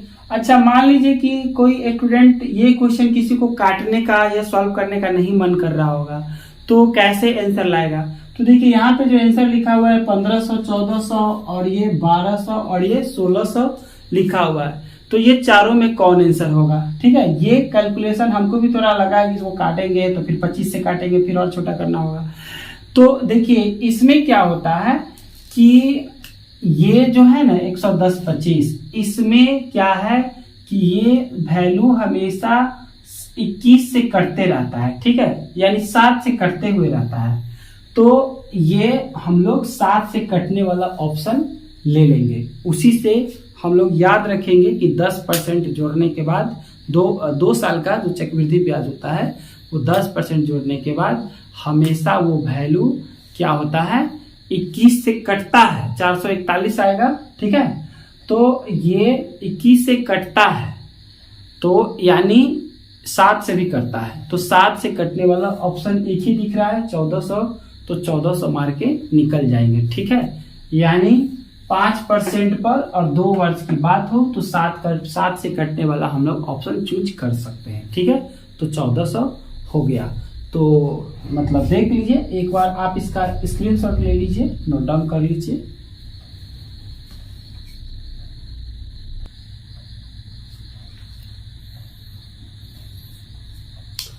यहाँ पे क्वेश्चन नंबर 13 और 14 लिखा गया है। ठीक है, क्वेश्चन नंबर 13 और 14 देखिए, अशोक एक यात्रा को 7 घंटे में पूरा करता है। वह यात्रा के पहले भाग को 24 किलोमीटर प्रति घंटा के स्पीड से और दूसरे भाग आधे भाग को 32 किलोमीटर प्रति घंटा की स्पीड से पूरा करता है। तो यात्रा की कुल दूरी पूछ रहा है। ठीक है, तो देखिए यहाँ पे हिंट्स क्या दिया हुआ है, अशोक एक यात्रा को 7 घंटे में पूरा करता है, यानी यहाँ पे टाइम दिया हुआ है 7 घंटा, तो हम टाइम ही दोनों तरफ लिखेंगे। ठीक है, तो एक तरफ 7 घंटा लिख दिए, तो इसका मतलब इधर भी हमको टाइम ही लिखना पड़ेगा, और टाइम किसी रूप में लिखे। ठीक है, 7 घंटा दे दिए, ऐसा नहीं कि इधर समय दे दिए और इधर स्पीड दे दिए, इधर दूरी दे दिए, इधर जब समय लिखे तो इधर भी हमको समय ही लिखना पड़ेगा। ठीक है, तो समय लिखना है तो ऐसा नहीं कि 7 घंटा ही लिख देंगे, हम समय को किसी रूप में लिखें, लेकिन हमको समय ही लिखना है। ठीक है, तो समय कैसे लिखेंगे, डिस्टेंस बाई स्पीड के रूप में लिखेंगे, और यहाँ पे डिस्टेंस ही पूछा जा रहा है। तो बोला है कि वह यात्रा के पहले आधा भाग को 24 किलोमीटर की स्पीड से तय करता है, तो यानी D/2 को तय करता है 24 के स्पीड से, और प्लस दूसरे आधा भाग को वो 32 के स्पीड से तय करता है। तो बोला है कि 7 घंटा यहाँ पे आ रहा है। 7 घंटा इधर देखिए, इधर भी समय हो गया और इधर भी समय हो गया, ऊपर में डिस्टेंस और नीचे में स्पीड, तो ये तो समय ही निकलेगा ना, तो इधर भी समय इधर भी समय। अब देखिए इसको फास्ट कैसे कैलकुलेशन करेंगे, तो दोनों में से 8 यहाँ पे कॉमन निकाल लेंगे। ठीक है, दोनों में से क्या होगा, ये यहाँ पे देखिए ये भी 2 नीचे आएगा और ये भी 2 नीचे आएगा, तो यानी 16 दोनों में से कॉमन निकल जाएगा। तो क्या होगा, 1/16 हम कॉमन निकाल लिए। उसके बाद ऊपर में सिर्फ D बचा है, 2 भी निकल गया, 8 भी निकल गया, तो यहाँ सिर्फ 3 बचा, और प्लस D बटा, यहाँ भी 2 भी निकल गया, 16 भी बचा, तो सिर्फ 2 बचा, और ऊपर में कितना है 7/16, सॉरी सीधे 7 है, बराबर में कितना है 7 है। अब इसका कैलकुलेशन कैसे होगा, इधर 6 हो गया, 3 दूनी 6, तो ये हो गया ऊपर में जाके 2D और प्लस 3D, अब 3D, और इधर तो ये बटा 16 ऊपर जाके गुना हो जाएगा, 7 गुने 16। ठीक है, तो यानी 5D बराबर ये भी 6 ऊपर जाके गुना हो जाएगा, 3D और सॉरी 2D और ये 3D, तो हो गया 5D, और ये ऊपर में ये भी क्या हो जाएगा 6 जाके गुना हो जाएगा, यानी 5D बराबर 7 गुने 16 गुने 6, तो D बराबर 7 गुने 16 गुने 6/5। ठीक है, तो यही जो हम लोग कैलकुलेशन सॉल्व कर लेंगे वही मेरा आंसर हो जाएगा। ठीक है, तो इसको आप लोग ऐसे करना है, इस क्वेश्चन को ऐसे सॉल्व करना है कि हम लोग से क्या पूछा जा रहा है, दूरी पूछा जा रहा है, लेकिन यहाँ पे हिंट्स के तौर पे टाइम दिया हुआ है। तो इधर अगर हम टाइम देंगे तो इधर भी तो हम लोग को टाइम ही लिखना पड़ेगा। ठीक है, तो इधर हम लोग टाइम लिखेंगे तो इसमें से ये जब d/2 कर दिए और बट्टा में 24 की स्पीड से तय किया है, और इधर d/2 कर दिए और ये 32 की स्पीड से तय किया है। तो हम लोग इसमें से 8 निकालिए, 2 भी निकालिए, 16 आ गया। ये 2 तो नीचे चला जाएगा, इसका भी 2 नीचे चला जाएगा। तो यहाँ पे 2 नीचे आ गया तो कॉमन निकल गया और इसमें से 8 निकल गया, तो बच गया सिर्फ 3। इसका भी 2 निकल गया और इसका भी 8 निकल गया। ठीक है, तो इसका 2 निकल गया और इसमें से 8 निकल गया है, तो 8 चूंकि 32, सॉरी यहाँ पे 4 होगा, यहाँ पे ये 4 होगा। अब ये कितना हो जाएगा, 4×3=12, 4×3=12, तो यहाँ पे हो जाएगा 4D और ये 3D, 7D। ठीक है, 7D, तो 7 से 7 कैंसिल हो जाएगा, 16×6=96 आंसर आ जाएगा। 96, इसका आंसर आ जाएगा 96 किलोमीटर, 16×6=96 किलोमीटर। ठीक है, यहाँ पे थोड़ा कैलकुलेशन में कॉमन निकालने में गलती हो गया था। तो आप लोग समझ पा रहे हैं कि कैसे फास्ट में बना रहे हैं। मतलब ये इस क्वेश्चन में ध्यान रखना है कि यहाँ पे हिंट्स के तौर पे हमको घंटा दिया है ना, यानी समय दिया हुआ है।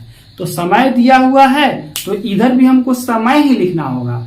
तो समय हम डिस्टेंस बाय स्पीड के भी रूप में लिख सकते हैं। तो डिस्टेंस तो वही तो निकालना है, तो आधा डिस्टेंस तय किया है तो d/2, कितना की स्पीड से तय किया है तो 24, और फिर आधा डिस्टेंस तय किया है कितना स्पीड से तो 32। उसके बाद कॉमन निकाल लिए, और कॉमन निकाल लिए तो बहुत क्वेश्चन आसान हो जाता है बनाने में। ठीक है, तो हम लोग फास्ट निकाल लिए, 96 किलोमीटर आंसर आ गया। और यहाँ पे देखिए, एक दिन में 8 घंटे कार्य करके किसी कार्य को पूरा करने में 20 व्यक्ति 15 दिन का समय लेते हैं, और उसी कार्य को 4 दिनों में पूरा करने के लिए दिन में 10 घंटे करते हुए आवश्यक व्यक्तियों की संख्या ज्ञात करें।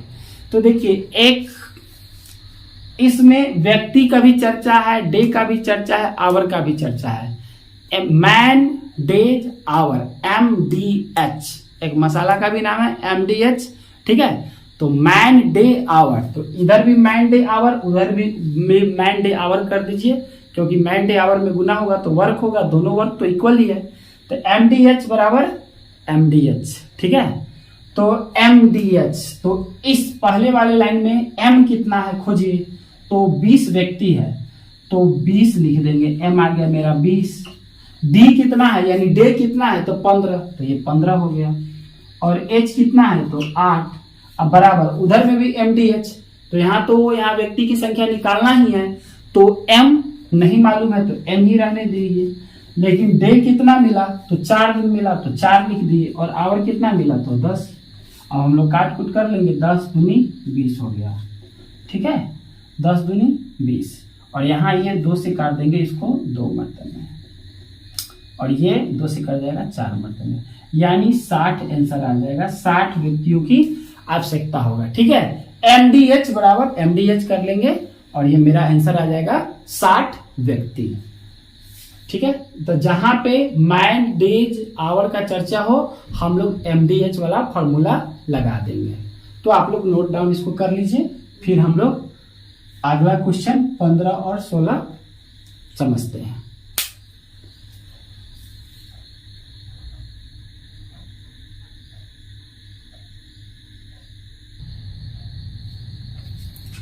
आप लोग के सामने यहाँ पे क्वेश्चन नंबर 15 और क्वेश्चन नंबर 16 लिखा गया है। क्वेश्चन नंबर 15 कह रहा है कि यदि एक वृत्ताकार भूखंड का परिमाप एक वर्गाकार भूखंड के परिमाप के बराबर है तो उनके क्षेत्रफलों का अनुपात क्या होगा। देखिए, एक चीज हम आपको बता दूं कि मान लीजिए आपसे पूछा जाए कि बोले कि सेम ही सेम बाउंड्री का हम जमीन देंगे, ठीक है, और बोलेंगे कि एक हम देंगे वर्गाकार टुकड़ा, एक हम देंगे वृत्ताकार वाला, और एक देंगे आयताकार वाला, और एक देंगे त्रिभुजाकार वाला, तो आप कौन चुनिएगा, ठीक है, मतलब किसका एरिया बड़ा होगा, एरिया बड़ा होगा वही ना चुनिएगा। तो लेकिन बाउंड्री सेम सेम है, तो देखिए बाउंड्री सेम हो यानी परिमाप सेम हो तो एरिया किसका सबसे ज्यादा बड़ा होता है, सबसे ज्यादा बड़ा एरिया होता है वृत्त का। तो आप लोग अगर सब वैरायटी के मिले तो उसमें पहले नंबर पे उठाइएगा वृत्त का, ठीक है। तो कोई बोले कि सर अगर वृत्त का अवेलेबल नहीं हो और हमको वर्गाकार मिले, आयताकार मिले, त्रिभुजाकार मिले, तब कौन उठाएंगे, तब आप लोग वर्गाकार उठाइएगा, वर्गाकार वाला चुनिएगा, वो ज्यादा एरिया होगा। उसके बाद किसका एरिया बड़ा होगा, तो उसके बाद एरिया बड़ा होगा आपको आयताकार वाला का, और उसके बाद किसका एरिया बड़ा होगा, तो उसके बाद एरिया होगा आपको त्रिभुजाकार वाला का, ठीक है। यानी अगर बाउंड्री सेम हो यानी परिमाप सेम हो तो वृत्ताकार सबसे बड़ा एरिया का होता है, फिर वर्गाकार होता है, फिर आयताकार होता है, फिर त्रिभुजाकार होता है, ठीक है। तो मेरा कहने का मतलब ये है कि यहाँ पे क्वेश्चन बोल रहा है वही बात है कि यदि एक वृत्ताकार भूखंड का परिमाप वर्गाकार भूखंड के परिमाप के बराबर है, बोल दिया ना कि दोनों का परिमाप बराबर है, तो आप ही बताइए कि किसका एरिया ज्यादा होगा। तो जाहिर सी बात है कि वृत्ताकार का, और वृत्ताकार का एरिया इधर वाला का सबसे ज्यादा एरिया किस ऑप्शन में दिख रहा है, तो एक ही ऑप्शन में दिख रहा है, हो गया, मेरा काम हो गया, 14:11, ठीक है। मजा आ रहा है ना, एकदम मजा आ रहा होगा, ठीक है। चलिए अब क्वेश्चन नंबर 16 पे आइए। एक लंब वृत्तीय शंकु की ऊंचाई और त्रिज्या क्रमशः 24 सेंटीमीटर और 7 सेंटीमीटर है। पाई का मान 22/7 मानते हुए शंकु का वक्र पृष्ठीय क्षेत्रफल ज्ञात करें। देखिए एक बार हम बताए थे कि अगर कोई भी क्वेश्चन को पाई वाला जिसमें फॉर्मूला में यूज होता है, जैसे वक्र पृष्ठ क्षेत्रफल पूछ रहा है तो पाई आर एल होता है, ठीक है। तो पाई का यूज होता है तो हम लोग एक बार उस चारों ऑप्शन को 11 से कटने वाला ऑप्शन जरूर खोजेंगे और वही मेरा आंसर होगा, ठीक है। तो यहाँ पे 11 से काटने गए तो अल्टरनेट में जोड़े ये 7 और ये अल्टरनेट में जोड़े 7, ये भी ऑप्शन 11 से कट रहा है। दूसरा ऑप्शन को देखे तो यहाँ पे तो 8 5 13 और ये हुआ 2, तो यानी 13 में से 2 डिफरेंस होगा 11, तो यानी ये भी 11 से कटेगा, 11 डिफरेंस हो या 0 हो। यहाँ पे 9 5 14, 14 में से 3 यहाँ पे डिफरेंस घटा तो 11 आ गया, ये भी ऑप्शन 11 से कट रहा है। 9 5 14 और 3 यहाँ पे ये भी ऑप्शन 11 से कट रहा है, ठीक है। तो यहाँ पे कहने का मतलब चारों का चारों ऑप्शन मेरा 11 से कट रहा है, तो ये 11 से कटने वाला तो आंसर नहीं हुआ, ठीक है। तो मतलब ये है कि अब हमको क्वेश्चन को बनाना होगा, ठीक है। पहले चेक करेंगे, हमेशा ऐसा नहीं देता है कि चारों का चारों ऑप्शन आपको 11 से कटने वाला ही दे दे, ठीक है। लेकिन एक बार पहले चेक करेंगे, अगर 11 से कटने वाला एक ही ऑप्शन मिले तो मार्क निकल जाएंगे। जैसे इसमें एक ही ऑप्शन मिला तो बाकी क्या पूछ रहा है उससे कोई मतलब नहीं, बस निकल गया मार्क, ठीक है। तो यहाँ पे तो चारों का चारों ऑप्शन कट रहा है 11 से, ठीक है। तो चलिए अब इसको बनाते हैं। तो पहले तो शंकु समझिए कि शंकु किसको बोलते हैं, जो बर्थडे में जो टोपी पहनते हैं ना, बस वही है शंकु, ठीक है। बर्थडे वाला जो टोपी होता है वो शंकु होता है। तो ऐसा करके होता है बर्थडे वाला टोपी, ये होता है। तो इसके बीच से इसके कॉर्नर में जो टच करेगा इसको आर बोलते हैं, इसका एक हाइट भी होगा, इसको एच बोलते हैं, और तिरछा जो रहता है उसको एल बोलते हैं। तो हमको चाहिए पाई आर एल। शंकु का वक्र पृष्ठ क्षेत्रफल क्या होता है, पाई आर एल। तो पाई तो ले लेना है 22/7 और आर कितना बोला है, आर यहाँ पे कितना है, ऊंचाई और त्रिज्या, ऊंचाई है 24, ये है 24 और ये वाला है 7, तो हमको आर चाहिए पाई आर एल, ठीक है। शंकु का वक्र पृष्ठ क्षेत्रफल क्या होता है, पाई आर एल। शंकु का वक्र पृष्ठ क्षेत्रफल क्या होता है, पाई आर एल। तो पाई हो गया, आर कितना है 7, लेकिन यहाँ पे एल नहीं है, तो आर है 7 और ये है 24, तो 7 24 7 24 25 का हम लोग याद रखेंगे, ठीक है। 7 24 और यहाँ पे क्या हो जाता है 25 का ट्रिपलेट बनता है। अगर 7 24 बनेगा एक लंब और आधार तो कर्ण कितना हो जाएगा 25, ये याद रखना है। उसी तरह से इसका डबल वाला भी याद रखिए, 7 दूना 14, 14 और 48 तो 50, 14, 48, 50 का भी एक ट्रिपलेट बनेगा। ठीक है, तो 7, 24, 25 का यहाँ पे बन रहा है, 7 से 7 कट गया, 22 में 25 से गुना होगा, तो 25 दूना 50 के 0, हाथ में 5, 25 दूना 50 और 5 55, तो इतना सेंटीमीटर स्क्वायर आ गया। ठीक है, तो एक ऑप्शन यहाँ पे, सॉरी दोनों ऑप्शन सेम लिखा गया है, यहाँ पे 500 ये 50 है। ठीक है, 550 सेमी स्क्वायर, तो यहाँ पे आंसर हम लोग का डी होगा। ठीक है, तो इसको आप लोग नोट कर लीजिए, फिर अगला क्वेश्चन पे हम लोग बढ़ते हैं।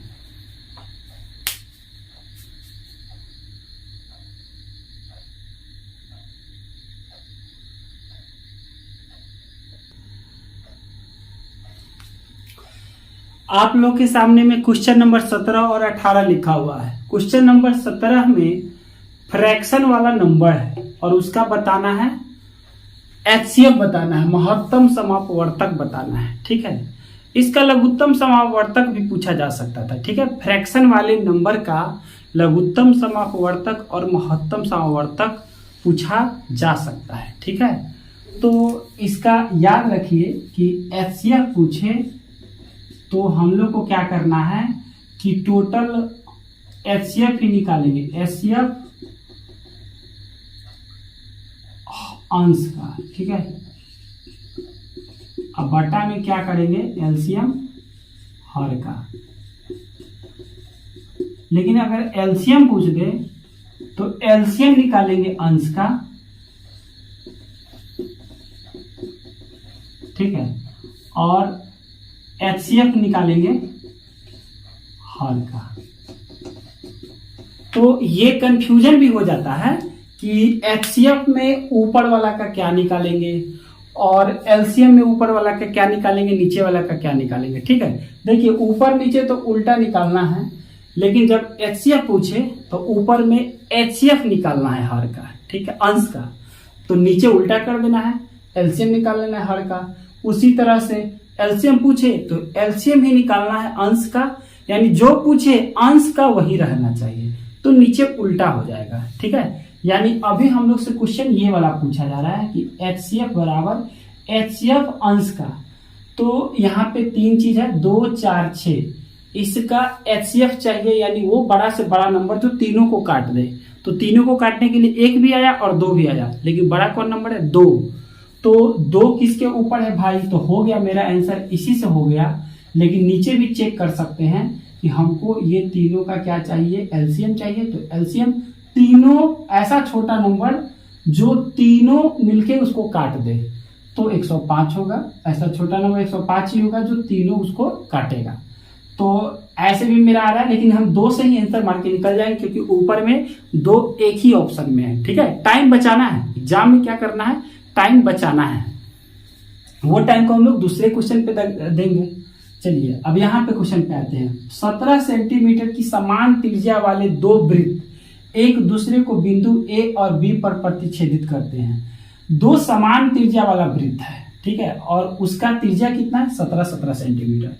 तो और प्रतिच्छेदित भी कर रहा है, तो चलिए हम प्रतिच्छेदित करने वाला 2 वृत्त बना लेते हैं। और बोल रहा है कि ए और बी पर प्रतिच्छेदित कर रहा है, तो कहाँ कहाँ काटा है, यहाँ यहाँ। तो इसका नाम दे दिए ए और इसका नाम दे दिए बी, और इसका एक त्रिज्या भी होगा। तो त्रिज्या यहां से यहां टच करता है, यहां भी इसका टच करेगा, तो ये हो जाएगा 17 और ये हो जाएगा 17।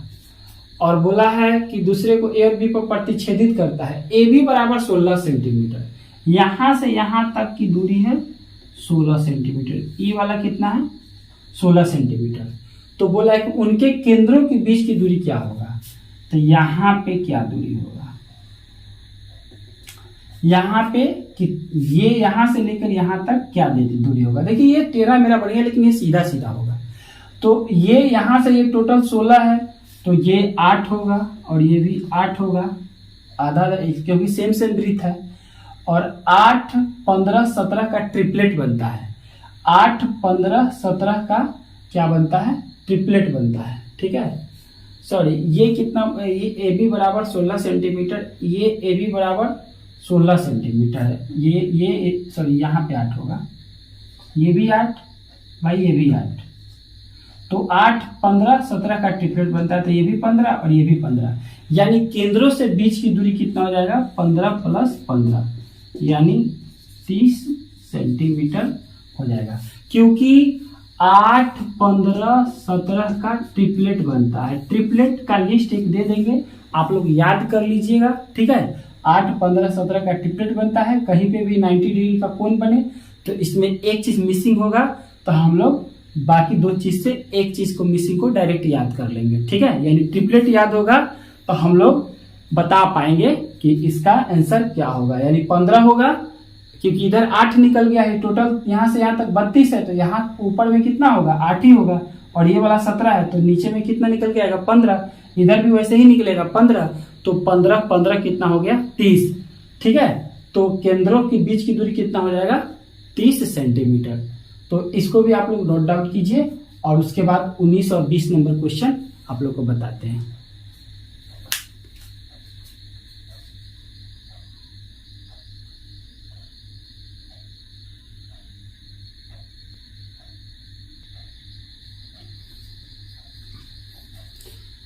बोर्ड पे क्वेश्चन नंबर 19 और क्वेश्चन नंबर 20 लिखा हुआ है। क्वेश्चन नंबर 19 देखिए कि यदि A:B = 2:3, B:C = 4:5, C:D = 6:7 तो A:D का वैल्यू निकालना है, ठीक है। तो देखिए A:D निकालना है ना, तो अगर ऑप्शन इस क्वेश्चन में हम नहीं लिखे हैं, क्योंकि इसको प्रोसेस से भी बताएंगे, तो अगर ऑप्शन रहेगा तो क्या करना है कि ए यहाँ देखिए 2 दिखा रहा है और डी कितना दिखा रहा है 7 दिखा रहा है, तो ए के तरफ 2 से कटने वाला नंबर देखिएगा और डी के तरफ 7 से कटने वाला नंबर देखिएगा। इससे 1-2 ऑप्शन ऐसे ही कट जाएगा, ठीक है। लेकिन फिर भी अगर 2-2 ऑप्शन 2 से कटने वाला दे दे और इधर भी 2-2 ऑप्शन 7 से कटने वाला दे दे, तो कैसे बनेगा इसका भी प्रोसेस हम लोग देख लेंगे, ठीक है। देखिए कैसे करना, बहुत सिंपल है, A:D बताना है, ठीक है।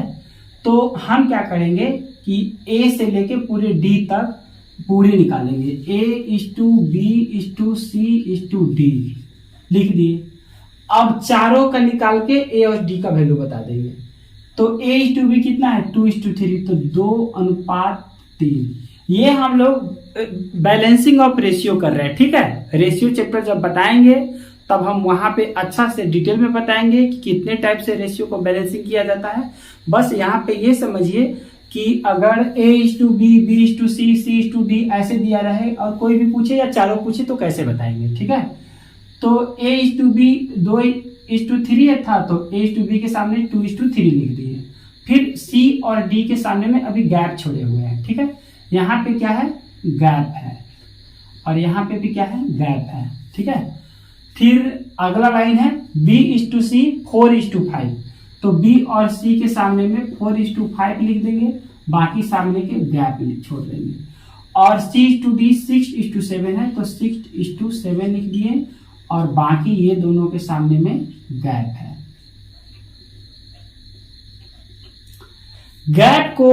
अब गैप को क्या करना है, तो गैप को हमेशा बगल वाला से भरेंगे, गैप को हमेशा बगल वाला से भरेंगे। तो ये दोनों का बगल वाला तो 3 ही है, तो यहाँ 3 आ जाएगा। इसका बगल वाला 4, लेकिन इसका बगल वाला 5 होगा, और ये दोनों ये दोनों का बगल वाला 6 होगा, तो यहाँ भी 6 आ गया। और अब हम लोग गुना कर लेंगे, हमको A और D का ही चाहिए, तो A:D आराम से आप बता सकते हैं, तीनों में गुना हो जाएगा।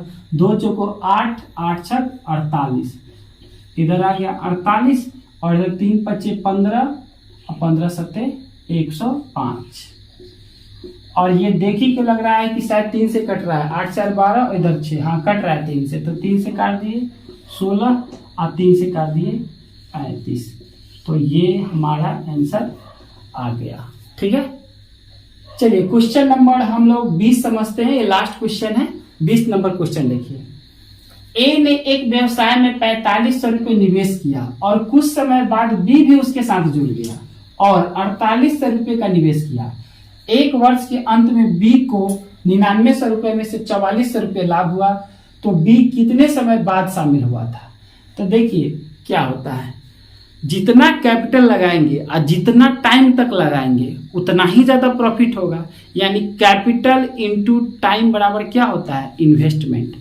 कैपिटल इंटू टाइम बराबर क्या होता है, इन्वेस्टमेंट। ठीक है, इसको हम लोग याद रख लेंगे, क्वेश्चन इसी से बनता है। कैपिटल इंटू टाइम बराबर प्रॉफिट होता है। क्या होता है, प्रॉफिट। तो ए का भी है और बी का भी मैटर है। तो देखिए क्या हुआ है, ए बेचारा 4500 लगाया तो हम लोग लिख दिए 4500, और ये टोटल 1 साल तक रहा है तो हम लोग 12 लिख दिए, यहाँ पे 12 महीना लिख दिए। और बी क्या किया कि ये बाद में आया और 4800 रुपये लगा दिया, तो 4800। लेकिन ये कितना दिन रहा ये अभी तक नहीं क्लियर है, तो यहाँ पे टी रहने देते हैं। अब बराबर प्रॉफिट होता है, तो प्रॉफिट बी को मिला है 4499 में से, तो ए को कितना मिला होगा, 5500। अब बट्टा में कितना हो गया, 4400, यानी ये 5/4 है। ठीक है, अब क्या करेंगे, 5 से इसको काट दीजिए तो 900 हो जाएगा, और 4 से इसको काट देंगे तो ये हो जाएगा 1200, और यहाँ से ये कितना से कट जाएगा, 3 मरतबे में, और ये 4 मरतबे में, और फिर ये 4 से 3 मरतबे में। तो टी का वैल्यू 9 महीना आ गया। टी का वैल्यू कितना आ गया, 9 माह। लेकिन यहाँ पूछ रहा है कि बी कितने समय बाद शामिल हुआ, कितना दिन तक, कितना समय तक शामिल रहा, ये नहीं पूछ रहा है, कितने समय बाद शामिल हुआ। तो 9 महीना वो इसमें काम किया है, इसका मतलब 3 महीना बाद वो शामिल हुआ होगा। ठीक है, तो इसका आंसर हो जाएगा 3 महीना। उम्मीद करते हैं कि 20 क्वेश्चन आप लोग को लगा होगा कि बहुत ही फास्ट हम लोग बना पा रहे हैं। ठीक है, तो मिलते हैं अगले वीडियो में, और फिर अगले सेट में अच्छा से आप लोग इसको कॉपी पेन पर पूरा उतार लीजिएगा, वीडियो को रोक रोक के देख लीजिएगा, जहां जो समझना होगा। फिर भी कुछ डाउट होगा तो आप लोग कमेंट बॉक्स में कमेंट कीजिएगा। इसको आप लोग नोट डाउन कर लीजिए या स्क्रीनशॉट ले लीजिए इसका।